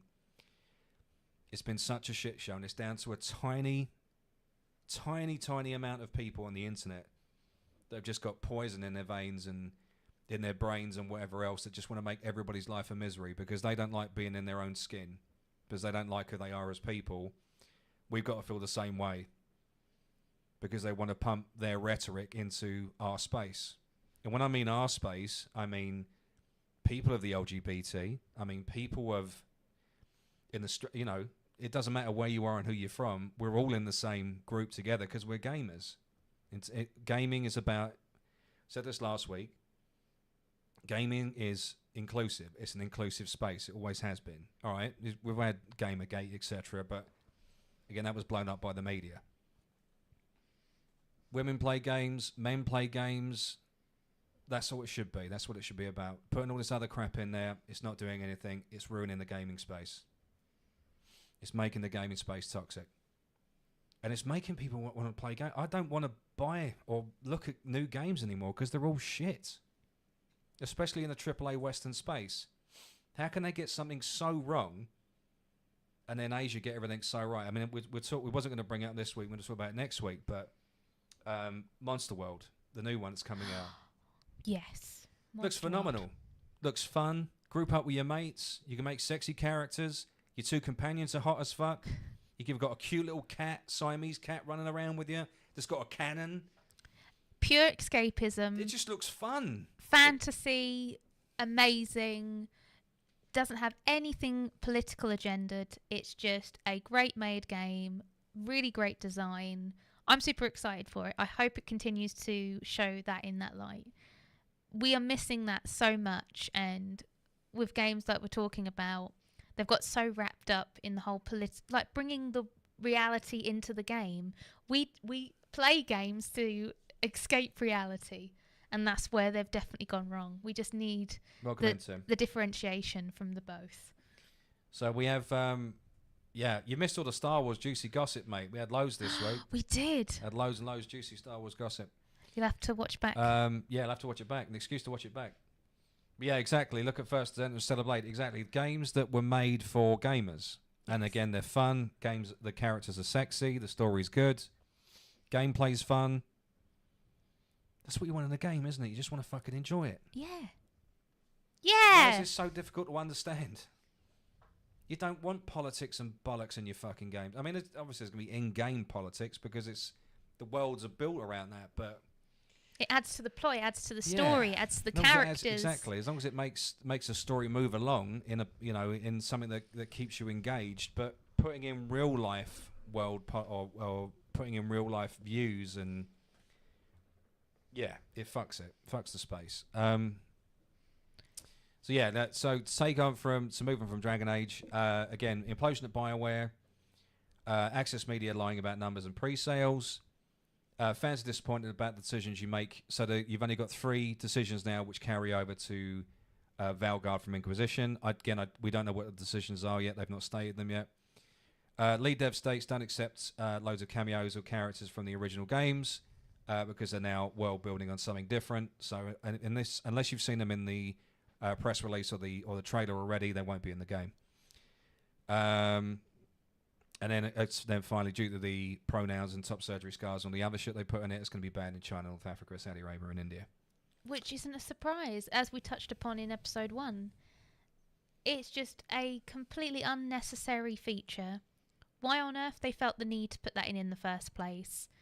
We really talk about it in depth in the first episode, so if you want to hear our full feelings... I appreciate that, Tim. That's really lovely of you, man. Yeah, that's really great, dude. We're having a great episode there, mate. We're having a lot of fun. We'll have to get you on as a guest at some point. Definitely. All right, jumping away from that news a second, we'll just do a bit of tech stuff quick because we found a awesome monitor, didn't we? We did. I found an awesome monitor, which is the Sony OLED gaming monitor. I gave you all the deets about it because I thought it was actually really cool to look at, and we love a bit of our tech here, being gamers ourselves. We always want to have the latest and greatest things to have the best gaming experience. If you want to take it away, I'm more than welcome. So it's got a really high refresh rate compared to other monitors at the moment. It's being touted as the best monitor of the year. It's going to be great for first-person shooters because of the MS to latency. There's none at all. So you're getting real-time action on your screen at once. Colors, definition. It's made specifically for NVIDIA cards. So again, it's the refresh rate's going to combine with that, which gives you the amazing fresh rates with NVIDIA cards. The biggest claim that the Sony OLED have saying as well is that the specs alone make it one of the fastest OLED gaming monitors out there. So the display is supposed to be second to none. So you can't really compare to it at the moment. It's looking the at a technology. retail price. The retail price though is like the clincher. That is the only thing that for all the crap. I mean, again, we're big. I love a bit of tech. They've got a lot of tech in this, and the price tag isn't that bad. So for the 28-inch monitor is just under $1,000. Now, you probably get say, wow, that's really fucking expensive, but you're getting a top end monitor for a lot of. I mean, there's a lot in this. This is the highest spec this you is can brand get. new tech that's never been put into monitors before. Yes. So this is the starter point. So again, in 2 or 3 years' time, this every other monitor will have this tech inside it. I believe most PCs will have this monitor in their setup. But it looks incredibly interesting. They've got all of the deets if you want to look it up for yourselves, guys. Yeah, the price is a bit of a clincher, but compared to the new PS5 Pro, after seeing the prices of that, it's the same sort of thing. So if you want to go console, if you want to be PC, Well, I mean, you'd be able to plug your PS5 Pro into that monitor if you really wanted to. There you It go. supports monitors, it supports gaming consoles and PCs and the Switch. so it's an investment. It's definitely an investment, but it looks very interesting. And if you get the chance to look up about it and do your own research, I definitely look at the Sony OLED gaming monitor. It looks pretty dang cool. On the Star Wars stuff, yes, mate, we did find out information about the Cowcaster stuff. Unfortunately, it is bollocks. There's no, it's got no. At the moment, it's got no clause. It's just a few outlets touting because obviously the Ray movie's been put on hold, or the Ray trilogy's been put on hold. People are now just wildly speculating what they're going to make instead. One of the other ones that was thrown out there was that they're going to make an Obi-Wan Kenobi show, season 2 of the Obi-Wan Kenobi show, or they're going to refire up the Obi-Wan trilogy. Again, it's all conjecture. Like nobody's in the actually air. got any idea. The only facts we've had so far is that the Ray movies or the Ray trilogy has been put on hold, and all production is now being thrown at, or production teams, etc., are being thrown at the Mando Grogu movie. So they are desperate for that to work. There's also assets, money, everything's being thrown at that film now. It is a stretch. I love Cal Kestis. I think he's fucking awesome. I loved his comics. I love it when he turns up in games. I loved him in Clone Wars. I wish he'd get his own show. Why haven't they touched upon that before, do you reckon? I think because if they introduce Cal Kestis, they'd have to introduce a lot of other characters as well. They'd have to introduce Darth Talon, and because they end up having a relationship, which is actually a bit steamy for Star Wars. Ooh, But they end up having a relationship, which is quite cool. I don't mind a bit of steamy, Dan. Yeah, and she's a red hot Twi'lek as well, Ooh, and a bad girl. So Everyone- that's a bit of Hudson right there. everyone loves a bit of a bad girl. But yeah, we'll have to see. But again, the Cal Kestis stuff has been squashed, unfortunately. I'd love to see that. I think he's a great character. But everybody's touting it's going to be Obi-Wan, or they're gonna so you got the First Jedi stuff, which is still happening. The Mando Drogo stuff, which is still happening, and then they're also saying they're trying to fire up the Old Republic stuff as well. So we might get a Revan story. But again, this is all fan stuff. Nobody's actually got any real deets about anything. Strongest contenders are Old Republic and Obi-Wan Kenobi. But yeah, as of now, all production, everything is being pumped into the Mando Grogu movie, just because of how hard Acolyte failed. They It lost need them so much money. they need to recoup as much as they can. It lost them so much money. Again, the numbers we've got so far, that $230 million, that's only now. When they do the proper release in October, they're saying it's probably going to be closer to the 300 million mark. Oh. With production, PR, marketing, everything on top. So it's lost Disney a lot of money. The only thing that can save us is Grogu. Yeah. we all rely on Grogu. Oh, But- sorry, Cal Kestis. Sorry, my bad. I'm thinking of... That would have been cool, though. Sorry, mate. You're quite right. I'm thinking of Cal Kestis. Cal Kestis is from Jedi Survivor. You know, the Ginge. The Ginge, not the Ginge. Yeah. Sorry, mate. I know what you mean now. But Darth Talon, yes, please. Yes, please, indeed. I'd like to see Darth Talon as Yeah, well. quite right. Yeah, again, Cal Kestis. Sorry, I'm getting my cows mixed up. But yeah, again, it's been squashed. It's been squashed. So, but I'd love to see that. I know we're getting a third game, which would be amazing. To wrap up the story. I think the trilogy's good. I think having 3 games is enough. I think that's enough to wrap up the story. I'm looking forward to the third part. Out of all Star Wars stuff, I think the Cal Kestis story is the thing that excites me the most. I've loved parts 1 and 2, so I'm looking forward to the third one. But yeah, again, in being live action on screen, it's been squashed, unfortunately. Again, I'd love that to be fact as well. Now actually getting my head straight and realizing what character he's talking about. Yeah, I'd love that to be. I'd love him to be on screen as well because it's the right time period, you know. But yeah, I think that's been squashed. But I'd also love to see, just putting it out there, I'd also love to see Darth Talon on screen. Yeah. But she is unfortunately expanded universe, so. Ah, boo. She's a U. But yeah, I'd love to see Darth Talon on screen. It'd be great. We need more hot Twi'leks, damn it. We'll have to make a petition. Right, where are we? Sony OLED.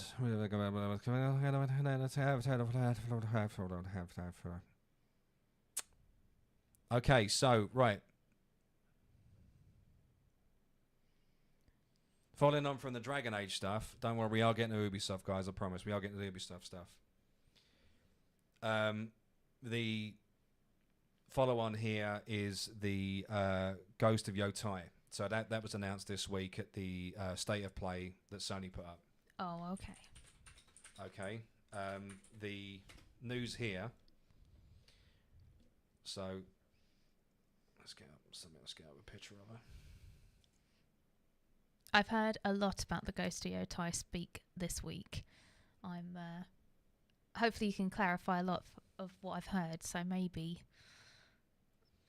So Ghost of Yotai is the second part, or the second of the Ghost of Tsushima.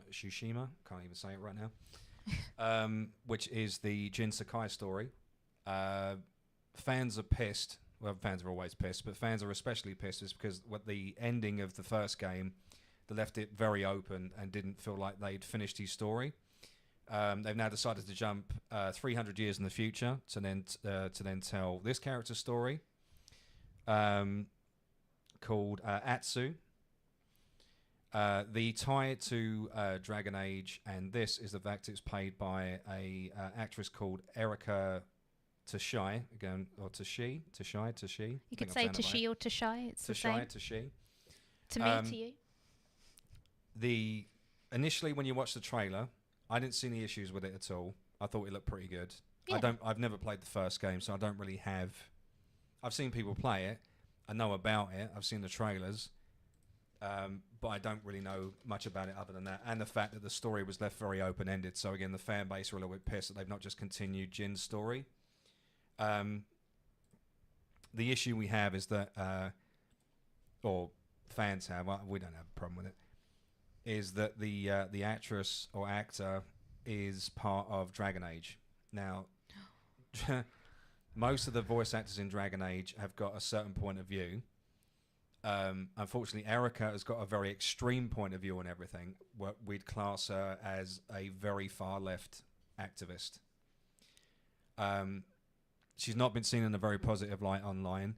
A lot of her old tweets have resurfaced. Again, this happens to a lot of people that are put into the light. So again, this isn't just anybody that... You could be anybody. If you're doing anything noteworthy, people will data mine your tweets and find something stupid that you've said and put it up. Unfortunately, she says something stupid on a regular basis. Very stupid. And very anti anything that's masculine, male, straight. She uses the term TERFs a lot. She hates the police. The list goes on, guys. Again, I'm just basically quoting exactly what she says in her tweets. I can pull them up as well. Why this is a problem, just off the bat, is that the gaming industry has a reputation now for when it has a female-led game, they are either girl bosses or very anti-male. Hold on 2 seconds, sorry. Throat's going. Now, her political rhetoric aside, that's fine. But at the same time, she's playing a samurai or a ronin. Now, ronins as a whole, or history will state, that ronins were male, because samurais were 90% male, or 98% male. all male. I mean, again, it depends on what part of history you look at. So there's another issue there, is that she's playing a character which should be played by a man. It's a bit difficult to, again, game physics, etc. aside, it is a bit hard to swallow the fact she's taking down dudes that are 4 times the size, twice the size, etc., especially in this time period. Combined with who the actor is, it's not looking great for the game straight off the bat. I think when she was announced, she handled it in a different way. She started to block media outlets. She started to block YouTubers. A lot of them hadn't even said anything or mentioned her at all, but I think they just looked at what they cover as outlets and blocked them before they got a chance to say anything. Again, that seems problematic to me, but I'll let you guys decide if you're off your own merit. So I think as a whole, I don't know what you think, Cog. I don't know. I'm kind of like, if it isn't an issue and the game ends up being amazing, I'll be the first to put my hand up and say, all right, cool, awesome, wicked. I think that is probably the two things I'm on the fence with, is if the game comes out being amazing and it all makes sense and it goes within the whole main property, is that you want it to add to the game and not detract from the game. And due to what Erica seems to be like on social media, seems very outspoken, seems very antisocial, doesn't seem to be very engaging with the audience, that she's a big character in a game that people really love. I don't want it to be detrimental to the game's failings because we've got someone who's really not that favourable as a person representing a game that people really love. So if she ends up putting that characteristic into the game, it has the potential of ruining it. But if she's just going to be professional and be that character and then have her own views outside of the game, maybe. Yeah, again, I've got no issue with her being the actor playing the role at all. I do have a problem with her politics. Yes. They're poison. They're absolute. I mean, they're the worst of the worst kind of politics. We hate the man. term, but it's toxic. Very Yeah. toxic behaviour. Unfortunately, people like Erica are the reason we get shit games, because she's part of the same ilk that want to destroy everything from the inside. Men haters. And, you know, you think you can say, Dan, you could be talking shit. Honestly, man, just go look at her tweet. Just go and look at her Twitter, and you can see it top to bottom. And As you said earlier, proof in the pudding. Just look for yourselves, and I think you guys are pretty wise in. But if she doesn't bring her politics into the game, and she's a good, as somebody's just said in chat, Toad, if she is a good actress or she does the role justice, fair play to her, and I hope the game's amazing. I hope the game's good. I don't want it to be shit. No, same I don't here. want more people to lose their jobs. I don't want people to be out of work. I don't want studios to shutter. From the trailer alone, it looks promising. The trailer doesn't look offensive. It looks a really well-made game. But just because of how this person's present is on social media, it could jeopardize the game, which would be a big upset for a lot of people. The problem that a lot of people have got is that the game industry as a whole, especially Western AAA studios, they've now got a reputation of obviously making very leftist, virtue signaling games not made for the gaming space. Yes.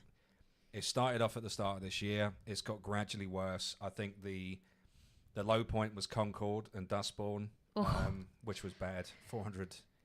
I mean, again, they're now saying it's more than 400 million now. They're looking more like 600-700 million. What? Maybe more like the billion mark on Concord. Yeah. Sheesh. Again, this is all going to come out in October. Everybody keeps saying it could be this, it could be that. But when all the numbers are released in October, the Acolyte numbers were leaked due to Disney filing a tax or having to file numbers in the UK because of revenue transparency. And they fucked themselves there. So again, they've lied about that. I don't know why they feel like they have to lie about everything, because it's going to come out anyway. So yeah, the issue I think a lot of people have got is that the trust has gone. Yes. The trust has gone. People don't trust Western studios anymore, because not Western studios as a whole, AAA Western studios, your Ubisofts, your BioWares, your Activisions, because they just keep peddling this kind of stuff. And they're now concerned that they've switched the character for a woman that's a leftist activist, and she's playing a class, if you were, which is a Ronin, which is a male, well, samurai woman. Now, there's a show that we loved earlier this year, Blue-Eyed Samurai, Oh my word. which was Wonderful. phenomenal, which was also about a lady samurai. And they totally nailed it. Yes. Because it wasn't girl bossing. It wasn't, the character was great. She was vulnerable. She was badass. She was well written. She didn't just do it all herself. She relied on her it was all very Ripley-esque, but with a samurai sword. It was very cool. It had the best balance. She had a masculine Yeah. quality and a feminine quality. She just was a well-rounded character. If she was a girl or if she was a guy, it didn't matter. She was a well-made character. But bearing in mind that even though she was a lady samurai, she hid the fact she was a chick through the Yes. entire show. So she was a man, a woman masquerading as a man through the entire thing. But this, she's very openly a woman. I mean, you can tell you can tell she's a woman. So she's a lady character. Again, alarm bells. But if they don't concentrate on that aspect of the game, and they make her vulnerable, and they make her like a real person and not just a Mary Sue girl boss, awesome. If the character's well written, the story's good, I'm 100% on board with it. Again, I don't want the game to fail. I want the game to succeed because we need more money in the gaming industry, and we need we need people to have jobs because we're not going to have games. No, we need There's to. going to be nobody left to make them because everybody's going to be fired, or there's going to be no studios left. So yeah, time will tell. Again, if it's good, I'll be the first to hold my hands up and say, guys, look, all right, fair enough. I was wrong. I'll put my hands up. And again, it can be done. Blue-Eyed Samurai is proof in the pudding. And again, it's been made. Another season's been made of it because it was that good, and it was fantastic. If you haven't seen Blue-Eyed Samurai, go watch it. That's another weekly show stamp of approval there. Weekly we absolutely show loved. Stamp of approval. Absolutely loved it. So yeah, go watch it. If you Was haven't seen it yet. definitely an underrated show. Didn't expect it to be as good as it was when we started watching it, and it just built and it built and it built, and it's just a wonderful, well-made, engrossing standalone show. And definitely, like Dan said, rightly so, definitely deserved a second season. But if it goes along that premise, this could potentially be a very great game. But if it goes the woke route, I hate to say the word woke again, we have the potential of it doing what other games have done this year, is having a big ultimate fail. And we don't want to see the games fail, guys. We want to see them succeed, but they've got to be aware of making good, decent, well-rounded characters. But loved it as well. I can see you guys in the chat also loved Blue-Eyed Samurai. Absolutely wonderful show. It was that and Shogun around the same time, and it was just a really great bunch of shows that were definitely worth the watch. Right, sorry. I'm letting you talk for a second just while I sort out this. All good, all good. But I'm interested to see where it lies as well, so we shall see. But we can't have it go woke and go broke, guys. All right, so what we've been talking about, or what we've been teasing all the stream, is we're now going to talk about the absolute shit show that's going on at Ubisoft at the moment. Oh, my word. They could not be putting more feet wrong in more places than I've never seen such an absolute Catastrophe. dumpster fire. In my 20 odd years in game development, and this is terrible, man. This is the entire debacle is built on a web of lies. So it's not just a web of lies; it is deception at the highest level. So we'll talk about this first. So the CEO of we'll put this on the big screen so you can see it. 3, 2, 1. Beep. Like magic. So this is the completely out of touch statement from the CEO of Ubisoft. We're going to call it Guillemot. Guillemot? So you're going to have to listen to it in a French accent because he is very French. Okay. What gave it away? So this is a very abridged version. Should we find it? Should we find the actual? Find the full version. Find the full version. Let me see if I can find it. So this is an actual statement written by the CEO themselves regarding the whole Ubisoft scandals of right now. So bear with me a second. There it is. perfect. We're going to have the full thing because I don't think it will... I don't think the chat's going to believe what was spoken about. I don't believe what they're going to read right now. Oh no, indeed. Okay, so this is the full statement from the CEO. Remember, this was not supposed to be leaked, FYI. This was supposed to be Kept under wraps, but due to people being people, this was leaked within minutes of it going up and being sent to Ubisoft employees. Well done, internet. Yeah, well done indeed. Okay. The croissant. Pain au chocolat. Okay. Dear players, Assassin's Creed Shadows is a dream project for us. Finally bringing the series to future Japan in the many features developed in our community in mind. Oui. Such as parkour and a renewed stealth brought to you by new technology. All set in a beautiful and immersive world. Duh. Okay, what fucking game are you looking at, guy? Because this is not what I was looking at, you bochon. Okay. This ambitious addition to the franchise. A rich experience can be lived through the eyes of two unique protagonists. But we realize more time and polish needs to refine the experience, pushing further delays to some key features. These key features being adding more side missions and trying to fix the bugs that are already in the game. What they don't seem to fathom, which is what the devs are screaming at them as executives, if you add more content, more bugs are going to appear. You fucking moronic twats. Okay. As such, we have made the decision to postpone our release date to February 14th because, ooh la la, Valentine's Day. This thing says more than going to kill people with your big fucking sword. The game will release on a broad range of platforms, including Steam at launch. Additionally, pre-orders will be refunded, and all future pre-orders will be granted the first expansion for free. We understand the decision will come from a disappointing news, especially for those who have been waiting patiently for the Assassin's Creed game inspired by future Japan. We sincerely believe in the best interest of the game and the fact that I like to eat a croissant on a daily basis.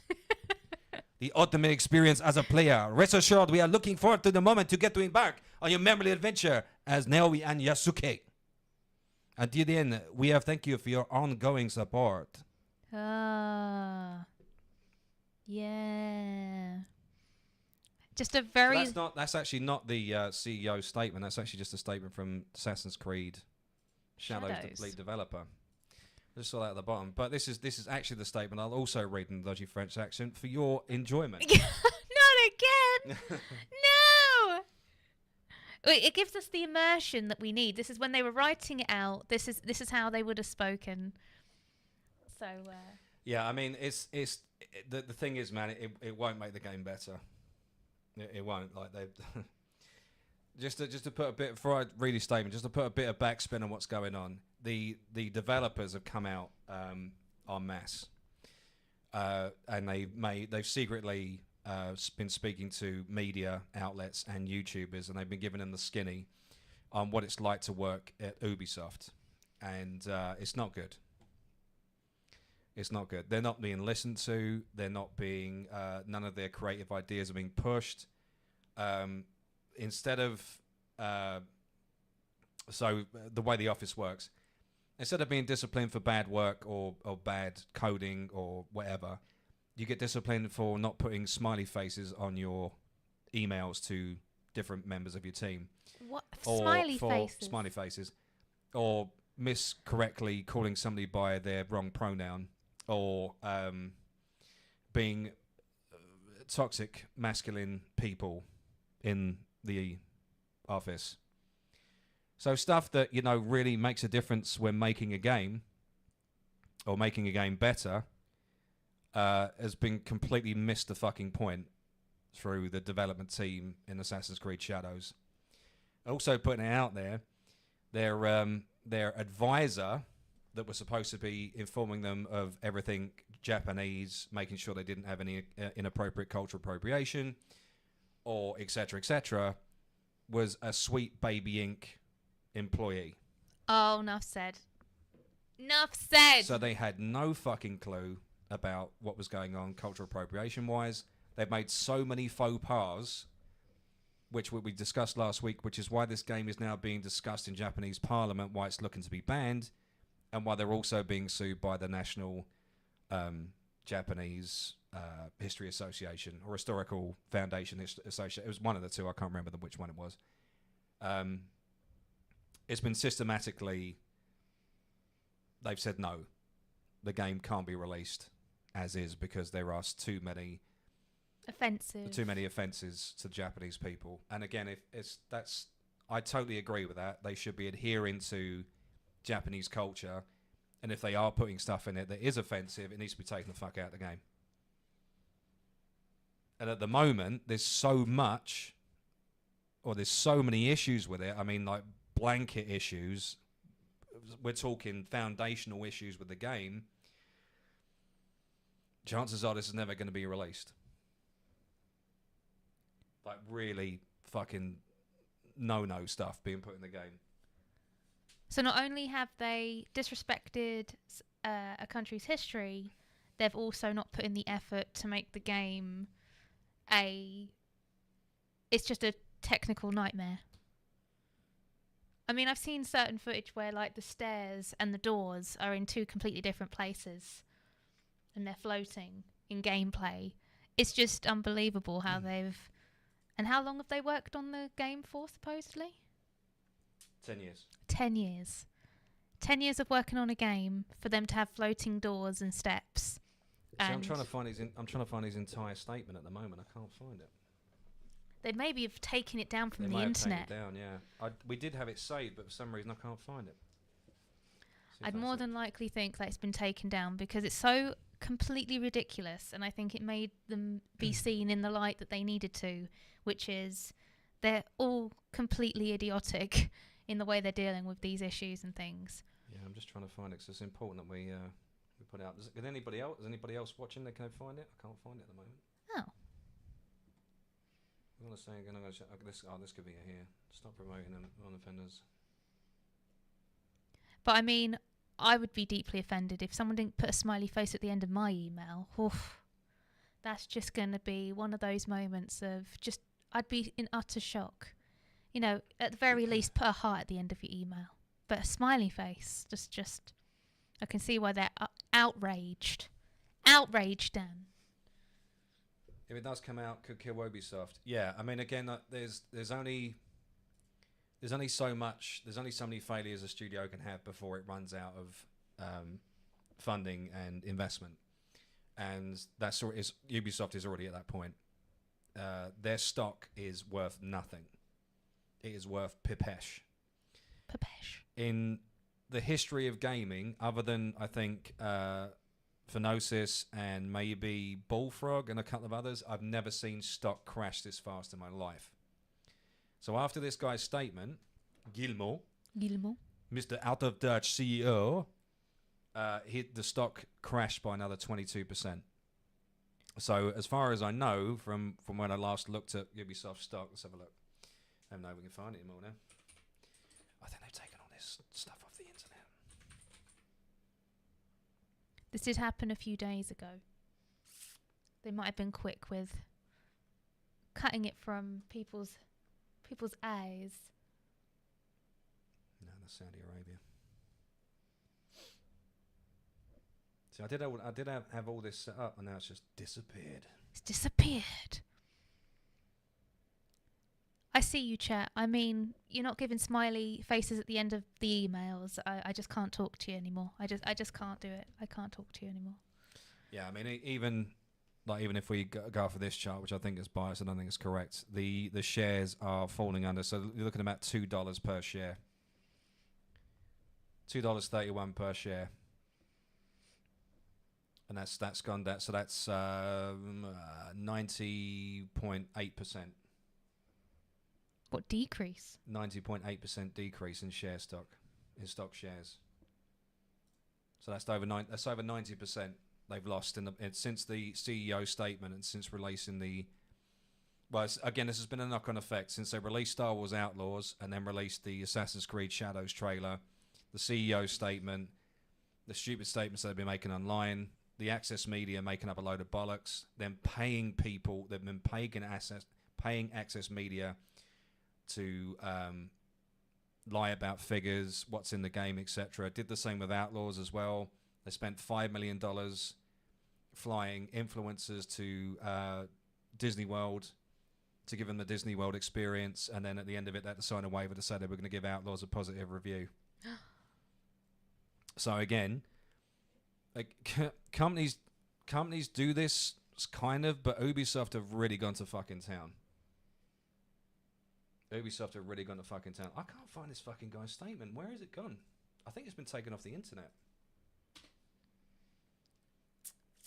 All I can say with everything coming out about Ubisoft, We do have a video, which I'm sure he won't mind us showing, that somebody shared to me. I think the statement's in his video, so let's get that up. it just seems like one thing after another. It just seems like a domino effect of things going wrong. But Dan did state many streams ago that there was going to come a point where they will wise up to all the failings that are happening. People won't be able to get paid, and the fandoms of certain things will fire back. And I think that's starting to happen, and I think that's why they have inevitably panicked in what they're doing and going, oh, finally they've realised what they're doing is not working for people. Yeah, so one of the things they've done is that one of the bombs that the Americans dropped on Nagasaki. This is, I don't know if can you guys see this? Is that coming up? Yes, it is.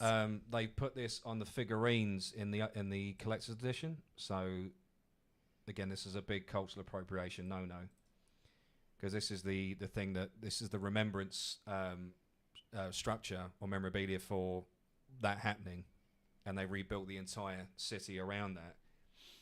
And what they've done is they've just stuck it in the. Trying to find it now. There, yeah. So this thing here, and then they basically just stuck it in the collector's edition of the game with the two characters standing on top of it. Again, completely blind and deaf to Japanese culture, but it's because they listened to an employee of Sweet Baby Inc. instead of actually getting in a real Japanese historian and making sure that this is the other thing as well. This is the first Assassin's Creed game where they've gone, this is historically accurate. All other Assassin's Creed games have always gone, well, yeah, I mean, there's some historical facts in there, but we take liability, so again, don't take it as fact. They've come out and stated on many different occasions, this game is historically accurate. If it's historically accurate, then they should know that they're using or appropriating Japanese culture in a negative fashion. So They should always do their research with things like this. I'm so surprised that within a company they even just didn't just in case sakes checked and went back. They went with someone else's got no knowledge on the whole subject whatsoever. They just trusted someone, went, oh, okay, they know what they're talking about. They needed to get that historian in. They needed to get the right people that knew what they were talking about. yeah, so he also talks about the harassment of, like, when in meeting with HRs, adding smiley messages and adding exclamation points at the end of messages because some are reporting it for harassment. The smiley face thing. Instead of concentrating on the game and making the game, they're more worried about pronouns and being addressed correctly. And yeah, so one of the things about the video is Ubisoft, some controversy during the Me Too period, letting management in higher positions and some left on their own before they would be discovered. So when Ubisoft was under investigation during the Me Too movement, a lot of the problematic people left before the investigation even started, and then were replaced with people that were maybe too overzealous and maybe too far left to be making games or knew how to make a game in the first place. So, yeah, that's crazy shit. That's crazy shit. Again, I can't understand where the statement's gone. But yeah, like to move up, because again, it's on here as well. To move on to Star Wars Outlaws, the same thing. So the same thing. Every development choice, everything they put in the game was made from a bad place. It was made from a death place. So they didn't listen to any of the development team. They didn't listen to any of the creatives. They literally just made a game that they thought would work, or where they could push a narrative. Again, all the management, all the higher, or, well, not to the executive level, but all the management especially, were trying to push a narrative. And they did it in Star Wars, unfortunately. Again, you're playing a game called Star Wars Outlaws where you don't do anything that an outlaw would do. You end up, it's Star Wars Freedom Fighter, if anything. Poor gameplay, poor narrative choices, game design's awful, it's bug-ridden, but then they've now made a statement saying that they're going to pull that out, they're going to redo it. I mean, it's still going to be up for sale, etc., but they're going to redo the game or repair any bugs and glitches, and then there's going to be a massive patch by Black Friday, which is next month, which is going to fix the game. It won't fix the game because the game's terrible at its core. It's not going to do anything. Again, they're not listening to the fan base. They're just doing what they feel is correct. Not really shocked that Ubisoft did that. Game's going downhill since the last couple of years. Yeah, again, and it's just one thing after another. They just don't have a fucking clue. They don't know what they're doing. I think they're up in the air. I think they're just trying to reach for whatever's out there, trying to fix what they know that they've broken. And in doing so, I mean, this statement's weak enough as it is. Just from the game itself, it's just like, there's no apology there. I don't feel like it's actually sincere to any capacity. I think it's just saying... Here we go, we've got it. You finally got it, I've nice. Sorry, guys. We can fix it in post, it's fine. Which is basically me fixing it in post. Yeah, I had this all up earlier. I don't know where it went. It disappeared off the face of the planet. It disappeared. Okay, so, dodgy French accent again. I apologise in advance. So, the CEO himself said this statement. Guillermo. Call him Gilmo. Gilmo. Dodgy bastard. Guillemot. So this, due to his practices and how he's been running the company is now under investigation for corporate espionage and dodgy dealings. The list is endless. It's a long fucking list. Ooh. So it's under full investigation. Supposedly all decisions were made by him was to drive down stock price so he could, he and his family could have a greater stake in the company, but also other companies like Tencent and the like could then have a lot more because they'll buy the stocks at Sweet FA, so they buy it at nothing because the stocks are worth nothing at the moment. Have a stronger stake in Ubisoft, and then they'll be able to have more sway or say in how the games are being made. So they reckon it was like a big. It was all like a smoke and mirrors. Oh. It's a trap. All of it was masterminded by the CEO into drive down stock price so they could then do that. So make sure that his family were looked after, etc. But mostly due to the fact so other entities could get a bigger chunk of Ubisoft to control it. And that's the biggest eye-opening thing about all of this is that this is all planned. This has all been done on a corporate level, corporate higher-ups, and it's all been shady as fuck. And again, they're under mass investigation. For this to happen, shady shit has like this is unheard of. It's not unheard of, but it's not happened for a very long time. They must have really messed up somewhere and tried to hide such a very big boo-boo. But again, this statement is so out of touch. Like he just doesn't understand the people he makes games for, or who the audience are for Ubisoft. But again, this could all be part of the ploy. We have just introduced or issued a police renouncing revised financial targets for the fiscal years. First, Star Wars Outdoors' initial sales proved softer than expected. Softer than expected. So that's corporate talk as in fucking shit. Despite solid ratings from players that recognize the game's faithful transcription of the original trilogy essence and richness, 76% on Metacritic. No, it didn't. It didn't get 76%. Yeah, I was going to say, you're going to have to fact check Whoa, that one. hold on. What was the audience score on Metacritic, somebody? Let's have a look. Star Wars Outlaws. Okay, let's have a look. Okay, so user score was 5.4, not Oh. 76%. Oh. Yeah. Hold on a second. Hold on. Wait.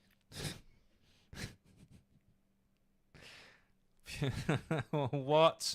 Hold on.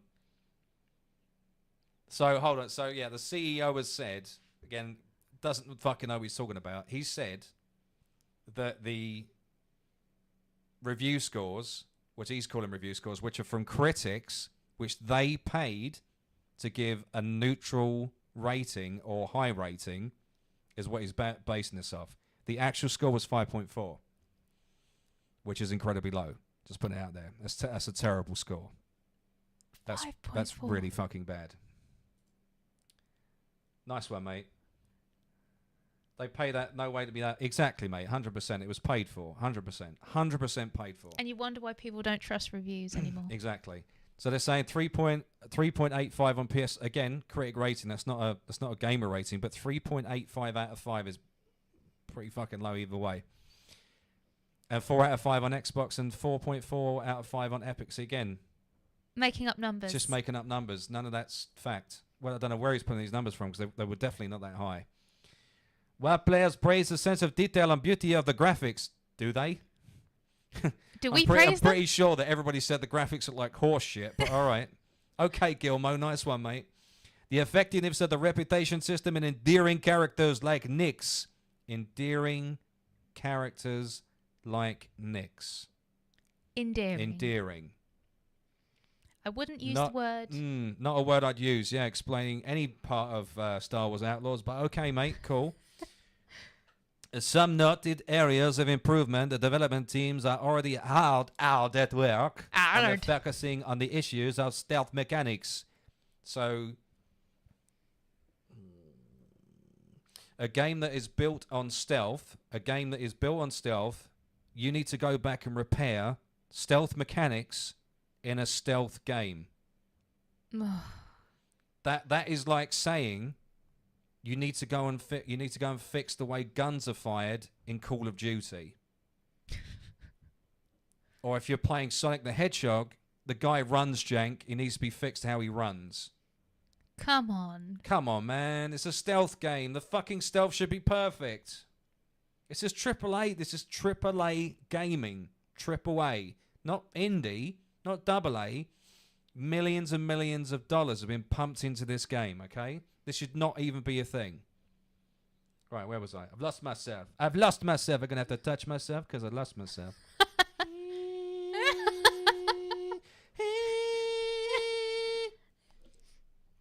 Focusing same issues on stealth mechanics, more frequent quest checkpoints, and better NPC AI. I'm confident these updates will significantly improve the player experience, allowing them to deliver on promise. And I make Star Wars Outlaws a must-play game and long-term seller. In parallel, the publishing teams and developers are closely collaborating to increase the engagement and the game boost and player acquisition during Black Friday and the holiday season. Wait, so you're telling me they're relying on the fact that Black Friday or sales are going to get the game to be more popular? That's going to save the game. Black Friday sales are going to save Star Wars Outlaws. When have you ever had a game have to rely on sales or a Black Friday event to sell its game? You know what this needs? You know what this needs? I know what this needs.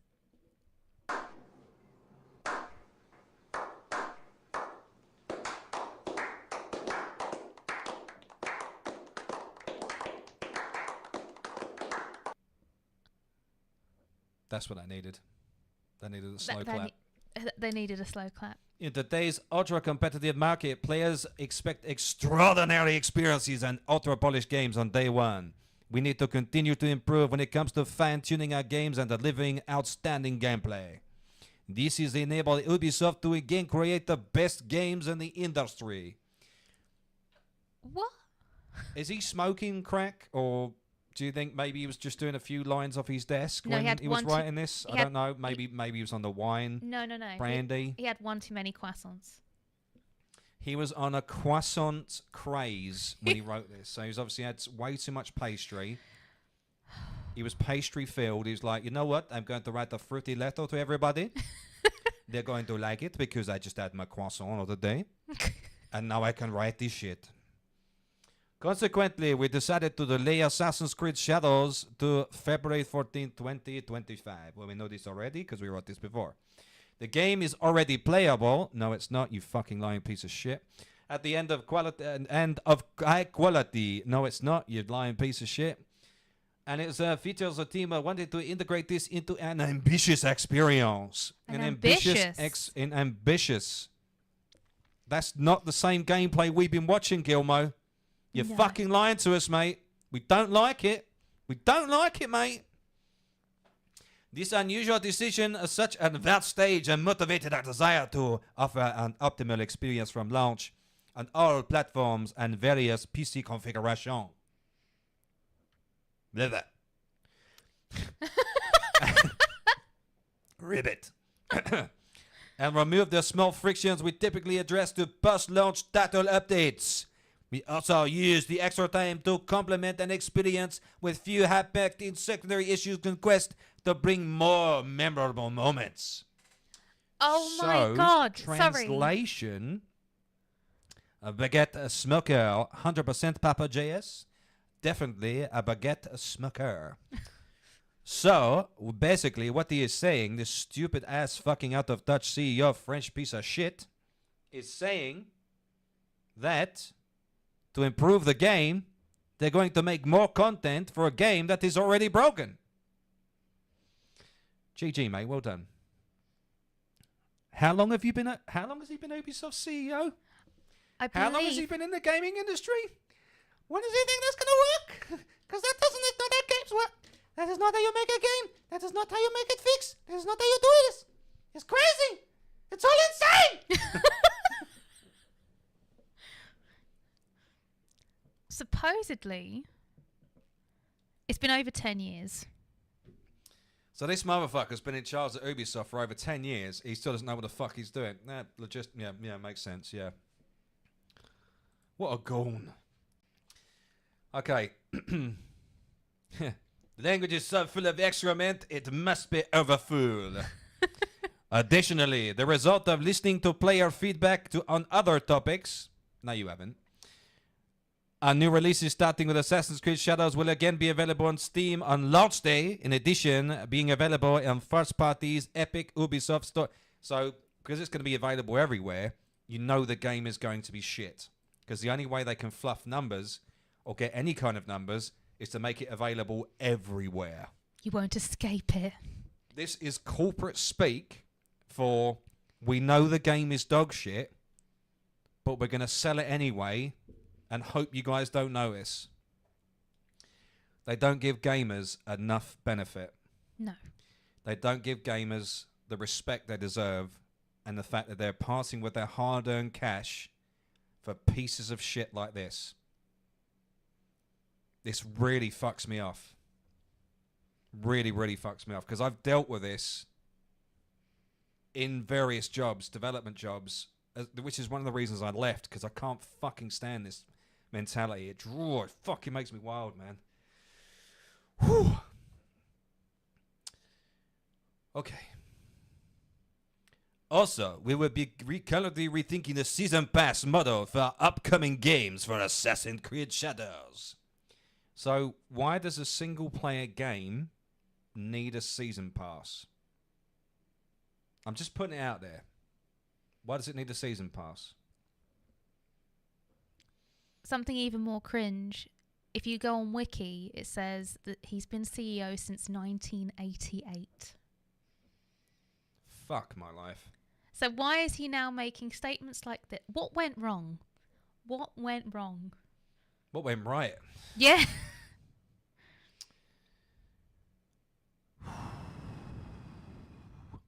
All players will have access to the games at the same time, and for those who have pre-ordered the game will get the first expansion for free.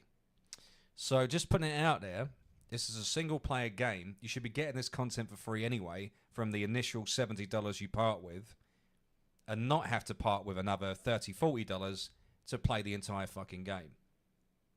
This practice of season pass bullshit and having to buy in-game cosmetics in a single-player game is horseshit. These practices need to fucking stop. $70 is enough to pay for the game as a whole. You should be getting all of it. Not some of it, all of it. But these greedy fucks, like Gilmo, that don't know what the fuck they're talking about, or are so fucking out of touch with who they make games for. It just the mind fucking boggles. That is the most out of touch statement other than a modern politician has ever written. Not understanding the player base, not understanding who you market the games for at all. And that's insulting to read. Which is why I did it in a French accent. I hate the French. He's French, which made this so much easier. What a piece of fucking shit. I feel sorry for the developers that work under him, because it's not the developers that are doing this, it's management, executives. These are the idiots making the decisions that are making this game full of DEI and woke bullshit. And if you tell me that this game is not full of virtue signaling, fuck off out the door, because it is. And he's just said it in that statement. He's just said it. That we don't make games that push and eject. Well, you do, because you've just made 2. Straight off the fucking bat. So stop trying to confuse people with corporate bollocks that makes no sense. You're not saying anything in your statement other than, I don't respect the people that my company makes games for. I don't give a shit about you. I just want your money. I don't give a shit about what you. I don't give a shit. You know, that's it. That's the statement. That's the thing. Done. He's in an about way gone exactly what Dan has said. Just Thank you, DeRozan. completely emotionless, completely out What of touch. a piece of fucking shit. This is why the corporate sector's fucked, because of idiots like this running companies. This guy's like Bob Iger stupid. He's up there with Iger, man. This guy's like thick as fucking dog shit. Like he probably didn't mean for this to be leaked, but because it's so out of touch and stupid, somebody's leaked it on his behalf. The employment must have just been in disbelief, just like, can someone else read this? Because this sounds... Yeah, thank you. Imagine the fallout that the developers are experiencing right now. A lot of them are like being like the hate and all the shit they're getting, saying you've ruined the franchise, and all they can say is like, well, no comment. Hands are up. What do I do? Well, it's not me. I don't make the decisions. I'm just do what I'm told. And this day and I get it. In this day and age where the jobs are becoming less and less all the time in the gaming industry because of this stupid shit that's being made all the fucking time. Studios are closing, people are losing their jobs. You don't want to step out of line. You don't want to speak up, because if you do, you lose your job. But you know what's so backwards? They're always banging on about how they're trying to show how their workplace is the most positive and non-toxic environment, but then they treat their devs like this, or they make statements like this. How can that be any more respectable or positive or a healthy working environment when that's how they treat their employees? Or anybody that works on the games? What a piece of shit. That's someone in power Yeah. who is completely using that for not the right purpose. 100% sure. Cash grab. What a piece of shit. If that guy's still in the CEO seat in the new year, I'd be very surprised. After the investigation, and there is one happening, as I've just said, this is 100% legitimate. Let me look it up. Ubisoft under investigation. That as well. Those scores. How he could blatantly lie about the ratings of things and this. Oh my gosh. What is it trying to achieve? That's what I want to ask. Is what is it trying to achieve? What is it trying to actually improved any. That's not improving anything. Ubisoft board orders internal investigation and review into company's financial woes. So again, that's corporate talk for shady shit has gone on, money's been spent, hands have been greased that shouldn't have been greased, and now you're under investigation. You get found out eventually. Womp womp. Oh, What a man. fuck. 36 years being CEO and he does and says shit like this. But yeah, same, dude. Same. He needs to have his fucking fingernails pulled out, which is stupid. I mean, he doesn't respect his workforce. He doesn't respect the punters. He doesn't respect anybody. He's another faceless, dickless, and French. Fuck me, that's like a trifecta. The trifecta. That is the trifecta. Imagine being a corporate, imagine being a CEO, an absolute piece of shit, and French. It's like, fuck me. All he needs to be is a Nazi on top, and he'd just be like, holy shit, this guy's a supervillain. Well, funny enough you say, Dan. Funny you should say this. They've actually found Nazi paraphernalia in his office. Yeah. It's got like a massive swastika over his desk or something. Oh, my Fucking word. hell, man. Come on. Come on. Seriously. You gotta fucking sort this out, mate. You cannot have twats like this running a fucking company. And then they wonder why things are going awry, why they wonder games aren't selling. Why studios are shutting? Why Oh. nobody's got any money? Why nobody's pumping money into the gaming industry? What a shock. Example A. If it pleases the court, I'd like to call my next witness. He's a baguette smoking frog impressionist called Guillermo. He's the CEO of Ubisoft.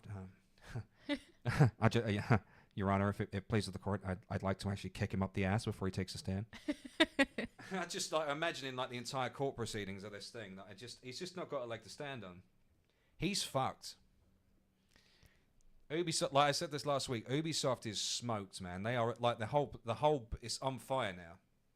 It's gone too far. It's gone too far. They've hit the point of no return. For it to have two. I mean, this game's not even released yet, and it's already failed. But to have two failed games, AAA, that have cost millions to make, and be under investigation, and your stock to be in the toilet. Sorry, guys, it's fucked. I think this is the end days for Ubisoft. It's either going to be bought out and then swallowed up by Tencent or another much bigger company. They're going to sack everybody, just use the brand name, and then make their own games under the Ubisoft umbrella. I honestly believe that. What's happening to Paramount is exactly what's happening to Ubisoft. They're literally running in unison right now. They're following a trend, and that trend isn't that good. Yeah, they spent more money on both these games than any of us will see in a lifetime. Yes. So there should be no excuses. Hundreds of millions of dollars. No excuses. Hundreds of millions of dollars. They have the resources to hire the right people and the best people to make amazing games, but they still choose the wrong people and the wrong people behind games every single time. And this is why they're in the mess they are. Charge $70 for a half-finished game with no physical copy. How could that possibly go wrong? Whoa, DeRozan, it's mind-boggling, right? It's mind-boggling. What is happening? What's going on? I don't understand. Everything's going to shit. Fucking idiots. As comical as SWOTR is, it's still better. Yeah, man. Like again, it's older games are better. They just don't get me started on Knicks, dude. Don't like all of this is fucking shit. It's just I don't understand the mentality. I don't understand like they just don't want to make money. They just don't want to make money. If it all comes out, this was all like a big facade. Yeah. And it was all to drive down stock so somebody could swoop in and buy it all. Fair. Like this all makes fucking sense. The DEI hires, Sweet Baby Inc. Because they've done it to fuck the company so they can buy it for next to nothing. That would make sense. That would mean there's a plot behind this. This would mean that there's actually some sort of fucking thought. There's an answer to all of this. If it comes out that there's nothing and the investigation draws nothing and it's all just down to stupidity, holy fucking shit. They should write a book on how to fuck a AAA respected brand into the ground in under a year. Because Ubisoft have done it, man. Let's not talk about South Park, which was what a load of shit that was as well. And they've just completely thrown out the wind. Like, again, it's just, oh, God, fuck. It hurts your head. It makes my head hurts talking about it, honestly. We said it was going to be a bombshell, guys. I mean, it's, yeah. What else can you say about it? They're under it again. To round it up, as we do with everything, Ubisoft's under investigation. It's bleeding millions and millions of dollars on a monthly basis. Both of its largest titles that were supposedly to help float the company into 2026 have failed, and one of them's not even released yet. And they've now been accused of harassment, bad work practices, paying Access Media to give fluffed reviews of the games that are complete shit, and I know they are. Shocker. Shelling out $5 million to bring influencers to Disney World to give Outlaws a gleaming review that they had to sign. That's been leaked, by the way. Not been able to find it since, but somebody actually leaked their There's proof there. NDA. Yeah, they didn't sign it; they just took it and didn't sign it. But yeah, they were asked to sign an NDA to say that they an NDA and a clause in the NDA to say they had to give a positive review of no less than 70%. Now, I'm not excusing any game company here. All game companies have really shitty practices, especially when it comes to marketing. But this is otherworldly, man. This is out there, man. If the games were good, they wouldn't have to do this shit. The game would just speak for itself. Wukong, right? It's now gone past 30 million copies worldwide. Space Marine, just on Steam, 3.8 million copies. When games are good, you don't need access fluff. You don't need press fluff. The game speaks for itself. And to know that the industry is broken, IGN's Game of the Year list, which people take as verbatim, FYI, Wukong and Space Marine have been taken off. Now, if that's not crooked, if that's not fucked, I don't know what is. It's fucked up. Skull and Bones, another one, yeah, exactly. With all the technology, they can't make a game with amazing, maybe a few bugs. That's damn unbelievable. 100%. It's just a mess. There's nothing more to say than it's just an absolute mess.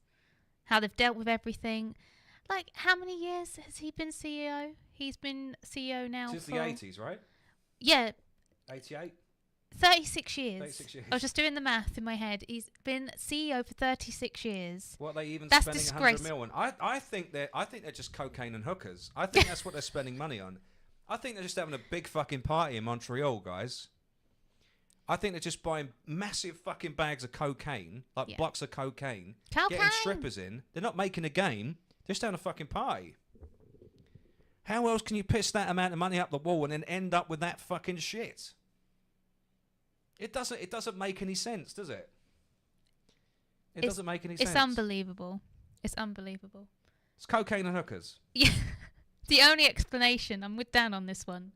But then yeah, if you're gonna fuck me with your $70, at least invite me to the fucking party, you piece of shit. 100%. Fly us to fucking Canada. We need to get in on this fucking cocaine and hookers. We're missing out, boys. You don't want the trip to Disney? No, I want the cocaine and hookers. Millions a month. Yeah. They're just pissing up the wall on products they know are going to fail. Again, as I said, if it comes out that this is all a facade and this is all to drive down Ubisoft stock, it makes sense. And it's somewhat a logical way and the only And way they could get out of it. Yeah, okay. Yeah, cool. All right. Piece of shit, but okay, cool. But again, if this is just if the investigation adheres to nothing and it is just down to stupidity, fuck me, guys. Yeah. I'm out. I'm out. The gaming industry's done. The Western gaming industry anyway. But with filth, with but with the fuck ups of BioWare, Ubisoft, Activision, Blizzard. You know that there's so many AAA companies now that are on the chopping block, and it's getting worse. And there's more coming out. And I promise you, in October, when these revenue quotas are released, when they're released, and we find out how much money's been spent, we're gonna like be able to go, yeah, the studio's closing. Yeah, there's no way they can survive after pumping that much money into a game or a show. Studios and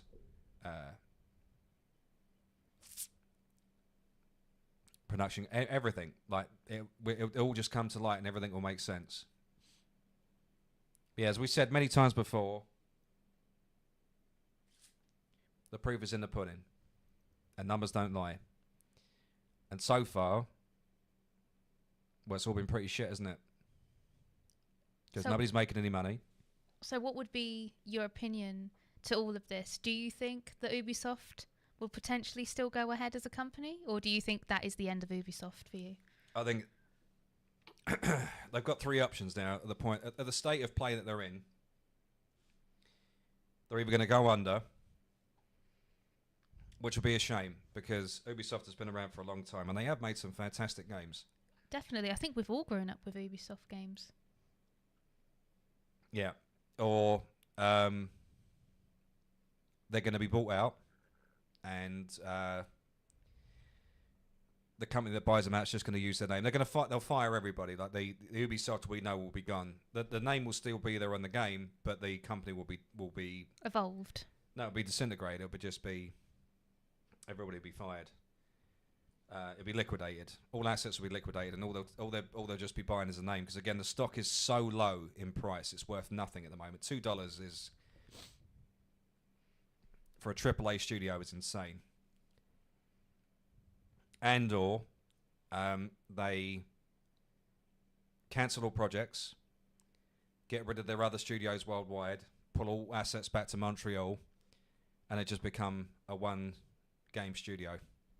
That's their only options at this point. I can't see it going any other way. All those sound much better than where it's heading anyway. I wonder if Rockstar will be next. Mate, I mean, they've pumped a lot of money into GTA 6. And that game is in the hundreds of millions now on production. If that doesn't fly, Rockstar are fucked, man. So we'll have to wait and see. But they've had so many setbacks with that game, and it's been so many delays. I mean, you've got to remember that game was supposed to come out in 2023.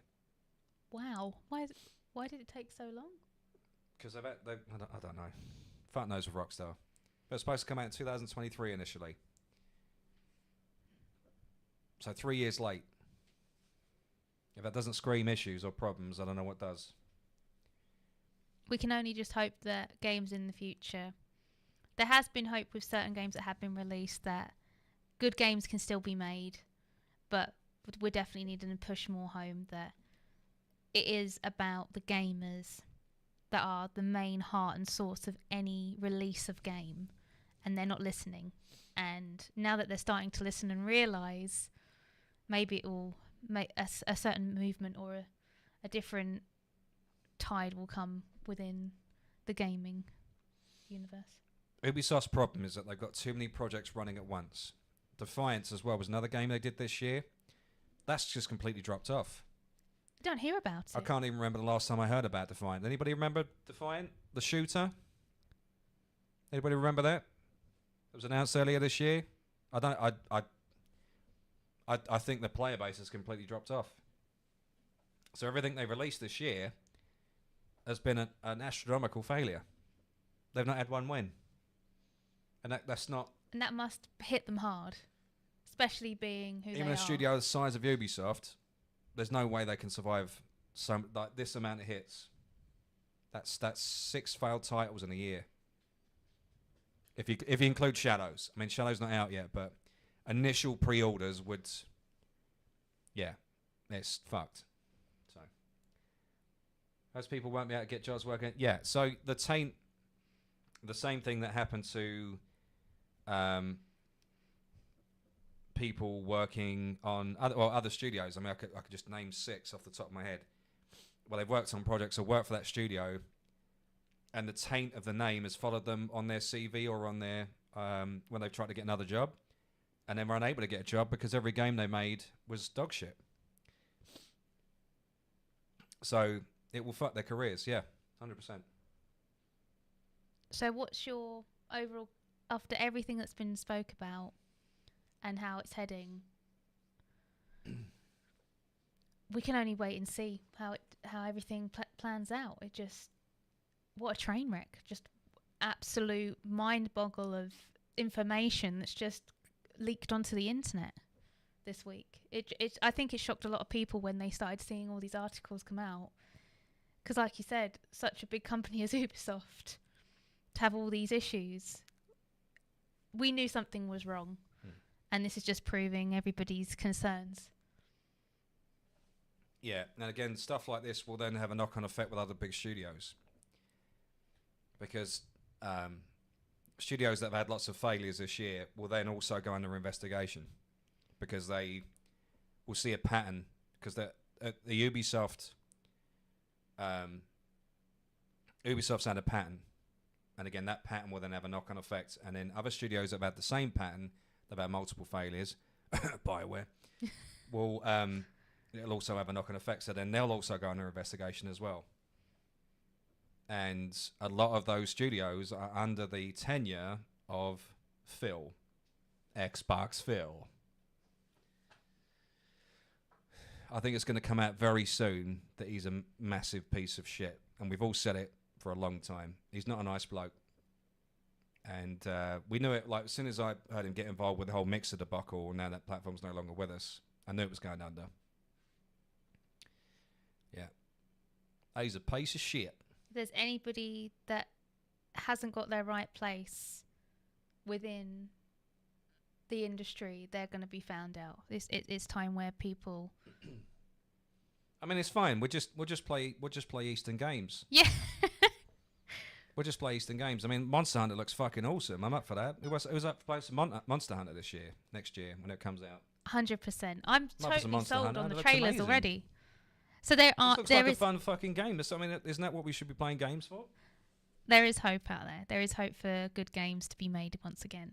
Amazon as well. Amazon. They're 2 fuck-ups this year. 3 Yes. fuck-ups this year. Everybody's following a trend. And again, it'll all come under investigation eventually because there's too much money going. It's the same with but in the Amazon are getting hit from 3 different ways because they've also got Rings of Power to speak up for as well, because that's like nearly hitting the 2 billion mark, and they've made nothing back from that. And then also the game stuff on top, man, Amazon are in shit. I know they can take the hit like that because they're worth billions, but that kind of money needs to be spoken for it. Somebody needs to work out where the fuck that's all gone, because it's too much money to try and make disappear, even in a huge tax write-off. It's too much money. When you get into the billions, that's investigation stuff. Like couple of million here, couple of million there. All right, maybe, yeah. But not billions, not hundreds of millions. There's a lot of money involved. A lot of money. The money he's made as CEO has made him think he's a god. Yeah, no, he's untouchable. And a massive twit. And that statement proved that, for sure. I understand how you can screw up after making a game. How many of these games 2020 fuck the world? I'm not talking about COVID. Yeah, 100%. Yeah. 100%. A lot of 2020 fucked a lot.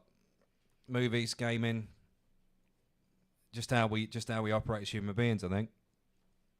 And it's still like I still can't get over the fact that 2 months time, 2020 was 5 years ago. It's like what the fuck? How is that 5 years ago? How is 2020 5 years ago? What the fuck is going on? That's scary. Shocking, right? Yeah. Don't do that to me. Shocking. Don't do that to me. And I still feel like I got PTSD from it. I know I have. I'm still fucked from it. I think a lot of other people are as well. We've lost a chunk of time somewhere and we're trying to recoup it back. I feel like I've lost years somewhere. Like I feel like I've aged, and I don't understand why, because I feel like I've not lived it. Crazy. Absolutely It's unbelievable. crazy. Yeah, it's crazy, man. I can't. Yeah, fuck. If you think about Who it in that knows? capacity, is crazy. Absolutely mental. But with all of the games coming out, you can understand with what we talked about in episode 1 as well as today, something had to go awry. Character designs have been skewed, plots have been lackluster, there's been no love, there's been no effort put into so many games and franchises that we've loved and still love, and it just proves that the higher ups are definitely controlling the creative power that can come from games, and it's being restricted all the time.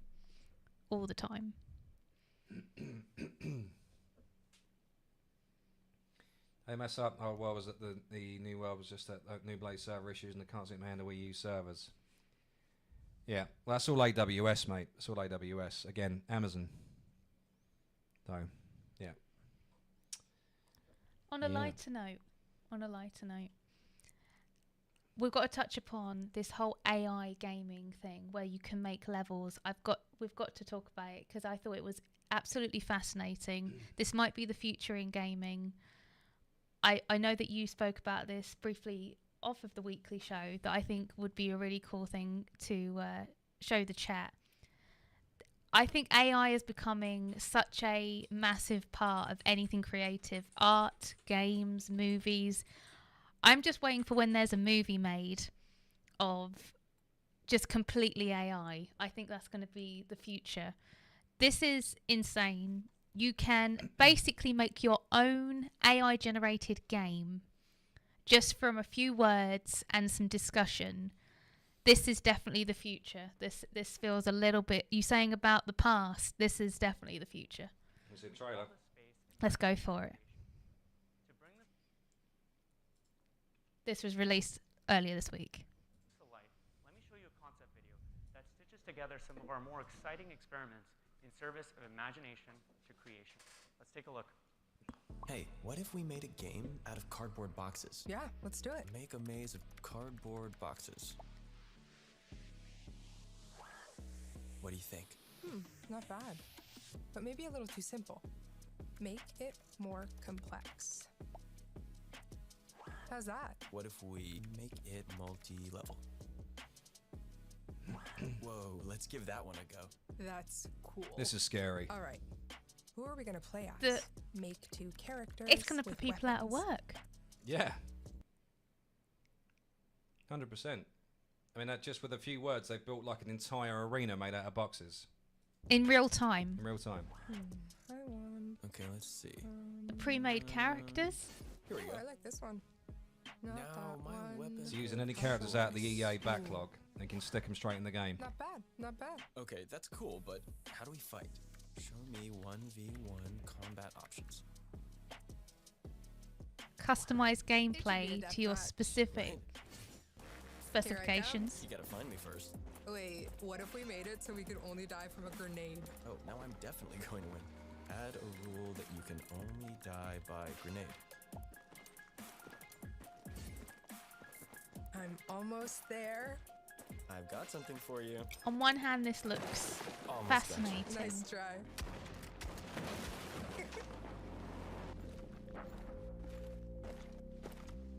Ugh, dead end. I think this world needs to be bigger. Make it more epic. Wow. Are you seeing this? Make it more epic. That's Yeah. awesome. Oh, that's insane.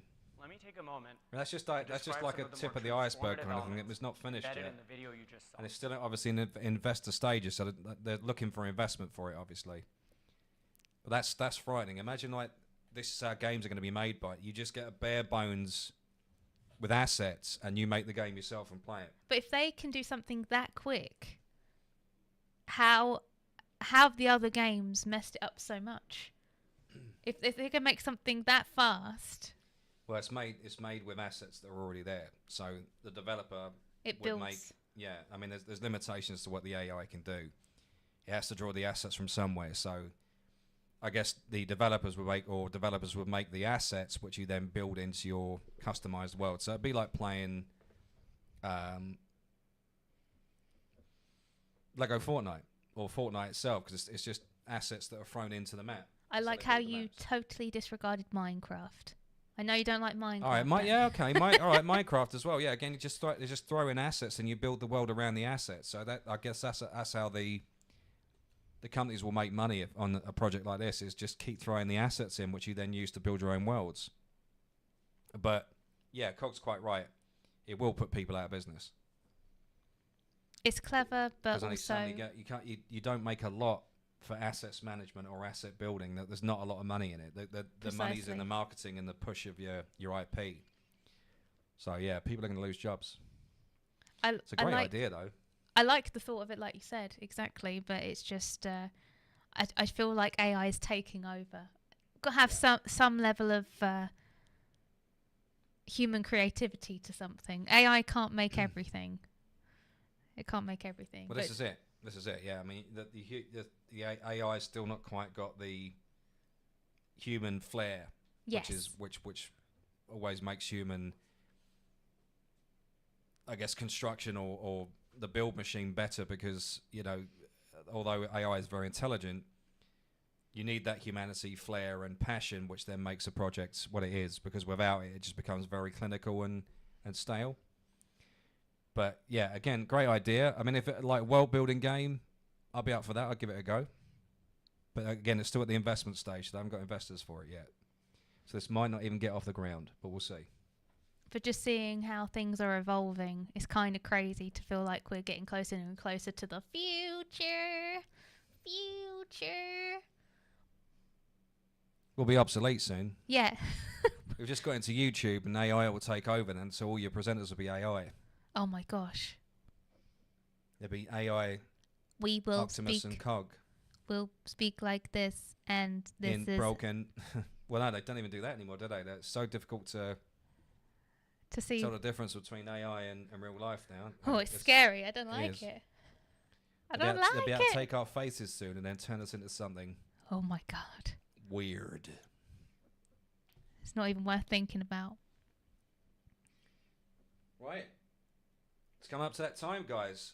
That is the weekly show, episode 2. Woo-woo! Let's go. Let's give everybody a round of applause. Thanks very much for sticking with us, guys. We're still working out kinks. We're still trying to make it as big and bold and wonderful as ever.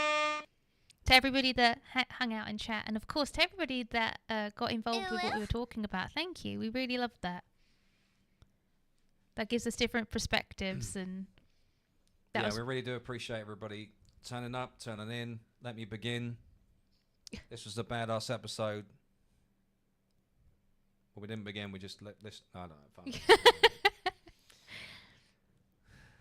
I think. I really appreciate it, guys. It does take a while to put these together. There is a lot of research that goes into it. We do appreciate everybody that's assisted us this week with throwing articles at us and news snippets, etc. It does make our jobs easier. If you see anything in the news, or you want us to think it's worth us discuss talking about, yeah, throw it at us. DM us, put it in Discord or put our it anywhere, and socials. then we'll do some research in it and then put it into the show. Something briefly before we do end the episode, I think we definitely got to touch upon, which happened just a few days ago, is we lost an absolute legend, a wonderful actress, Dame Maggie Smith, unfortunately passed away. She has definitely impacted us in movies, no matter what one you remember her being in, if that be Harry Potter, if that be Peter Pan, if that be... She was in so many, Downton Abbey. She's an absolute staple with the British film industry. She's amazing. Very no-nonsense. You know, she was loved because she always spoke her mind. She didn't mince words. She told people what she thought of them. Exactly. There's not a lot of people like that around anymore. It's a shame. She'll be truly missed, and I know that a lot of you guys were just as... What do you first... I remember her from Hook and Sister Act. That's when I think I first... I remember her from Sister Act for sure. Yeah. And from Hook, Peter Pan Hook, and of course Harry Potter. She obviously she impacted a lot of us from Harry Potter. Yeah. But she was much more than that, and she was a wonderful actress, and she seemed an amazing human being. And one thing that I think has been wonderful seeing on social media is so many tributes, not only to her, but a few other members of Harry Potter that have passed away. The one thing that people have thought is Keep forgetting Michael Gambon's gone. a mad coincidence is that Maggie Smith died on the 27th of September, as well as Michael Gambon. They both died on the same day. That's crazy. So they, Yeah, I hope, a lot good actors from there.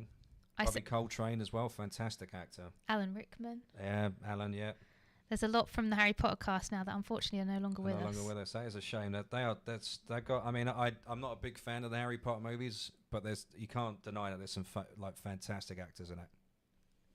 English actors at their finest. Fantastic actors in it. Yeah. But yeah, just wanted to send some respects to Dame Maggie Smith and sending love to all her family and dealing with her loss at this time. But she was 89 years of age, so I think that's a pretty... It's a nice age to get to, yeah. That's a great age to get to. Yeah. So much love to you, Maggie. I hope wherever you are, you're having a nice cup of tea and, yeah, enjoying it. Enjoying it. She did love tea. She was like us. She's a tea whore. Anyone from the UK, if you don't like tea, she loves sitting down and having a cup of tea. If you don't like cups of tea, guys, you've not had the right cup of tea. That's all I can say. Yeah. All right, guys. On that note, again, just to put it out there before we do go, next week we will be moving away from Twitch. It's not a knock at Twitch. It's just that a lot of our demonetization problems keep coming from Twitch. So we've been moving away from Twitch and also Kick. So we'll be on Beam, we'll be on YouTube, and we'll be on Twitter. We do understand, also Facebook, sorry. We do understand that it is a bit weird, but the format of the weekly show, although we'd love everybody getting involved, it doesn't really work well on Twitch and Kick because it's not the format that we're doing doesn't work on those sort of platforms. The home of the weekly show is YouTube. So if you want to support us or help the YouTube show and us as a couple and hosts, follow us on YouTube, subscribe to the channel, share the weekly show wherever you can. It's really appreciated. Like, comment, share. We will be bringing out smaller bits of content from the weekly show like we did last week, because again, 3 hours and 20 minutes is a long time for somebody to sit and watch something. So we'll pull out the best bits, or we had the most interaction where people laughed, and then we'll make those into smaller videos and also do a gag reel like we did last week as well. But yeah, again, guys, we really do appreciate the support. If you can follow us on YouTube, we really do appreciate it. We'll see how things lie numbers wise. Maybe we'll do one more week on Twitch and Kick just to make sure people come over. But yeah, end game is to just be on YouTube, Facebook, Twitter, and Beam. So if you're not following us on any of those platforms, obviously the Don't Panic live streams, as in our gaming streams, will still be on Kick and Twitch. That's not going to change. They'll stay where they are. But stuff like this, like the podcast format stuff, it works better on those other platforms.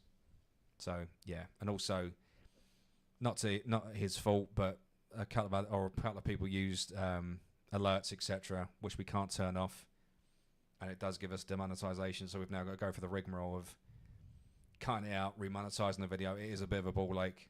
So yeah, there's many reasons behind it. So if you want to do all your cool alerts and things, join us in the streams as per usual. But if you want to see our weekly roundup of all the things pop culture, you find us on the weekly show, guys. Indeed. I have done some links in the chat, so if you want to support us, please do. We're Optimus Down on all the socials, so it's pretty easy to find us. We're also trying to get Kit and Cog to 300 followers on Instagram. So if you haven't followed Kit and Cog on Insta, make sure you go give her a follow. Thank you. That was a great second episode. There was a lot to cover there. But it was. There's a lot of info. Like I don't know how we're going to top this one. There was so much news this week. It was insane. We'll find something. So much going on, and like next week, I don't know how we're going to do it. Also, keep an eye out for the Penguin review as well. We'll be doing that tomorrow. Obviously, we've got to watch the episode first, so keep an eye out for that. We will stick that up on YouTube as well. Maybe call it like Prime Cog Reviews or something. Because we just found out that Jon Stewart's nicked the weekly show. Was it Jon Stewart? Yes. Twat.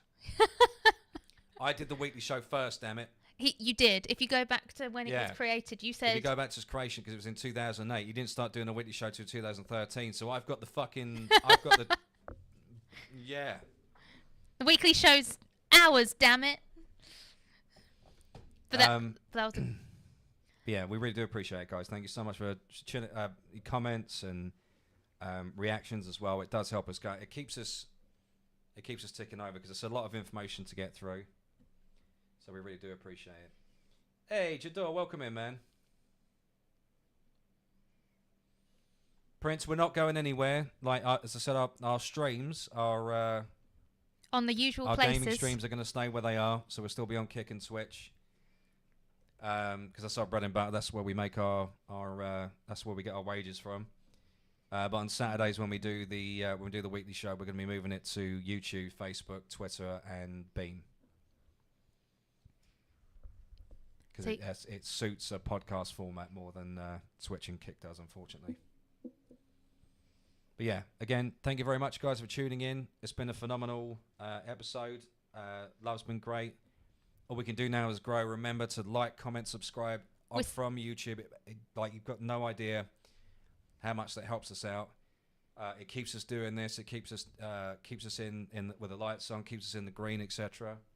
You can also become a member on YouTube. We're always putting stuff up in the community stuff. If you haven't already, you can also support us through Ko-Fi, which a link will be at the bottom of the video, but you can also get that for us, Cog. You haven't become a Ko-Fi, and become a Ko-Fi really helps us out as well. And all that good stuff.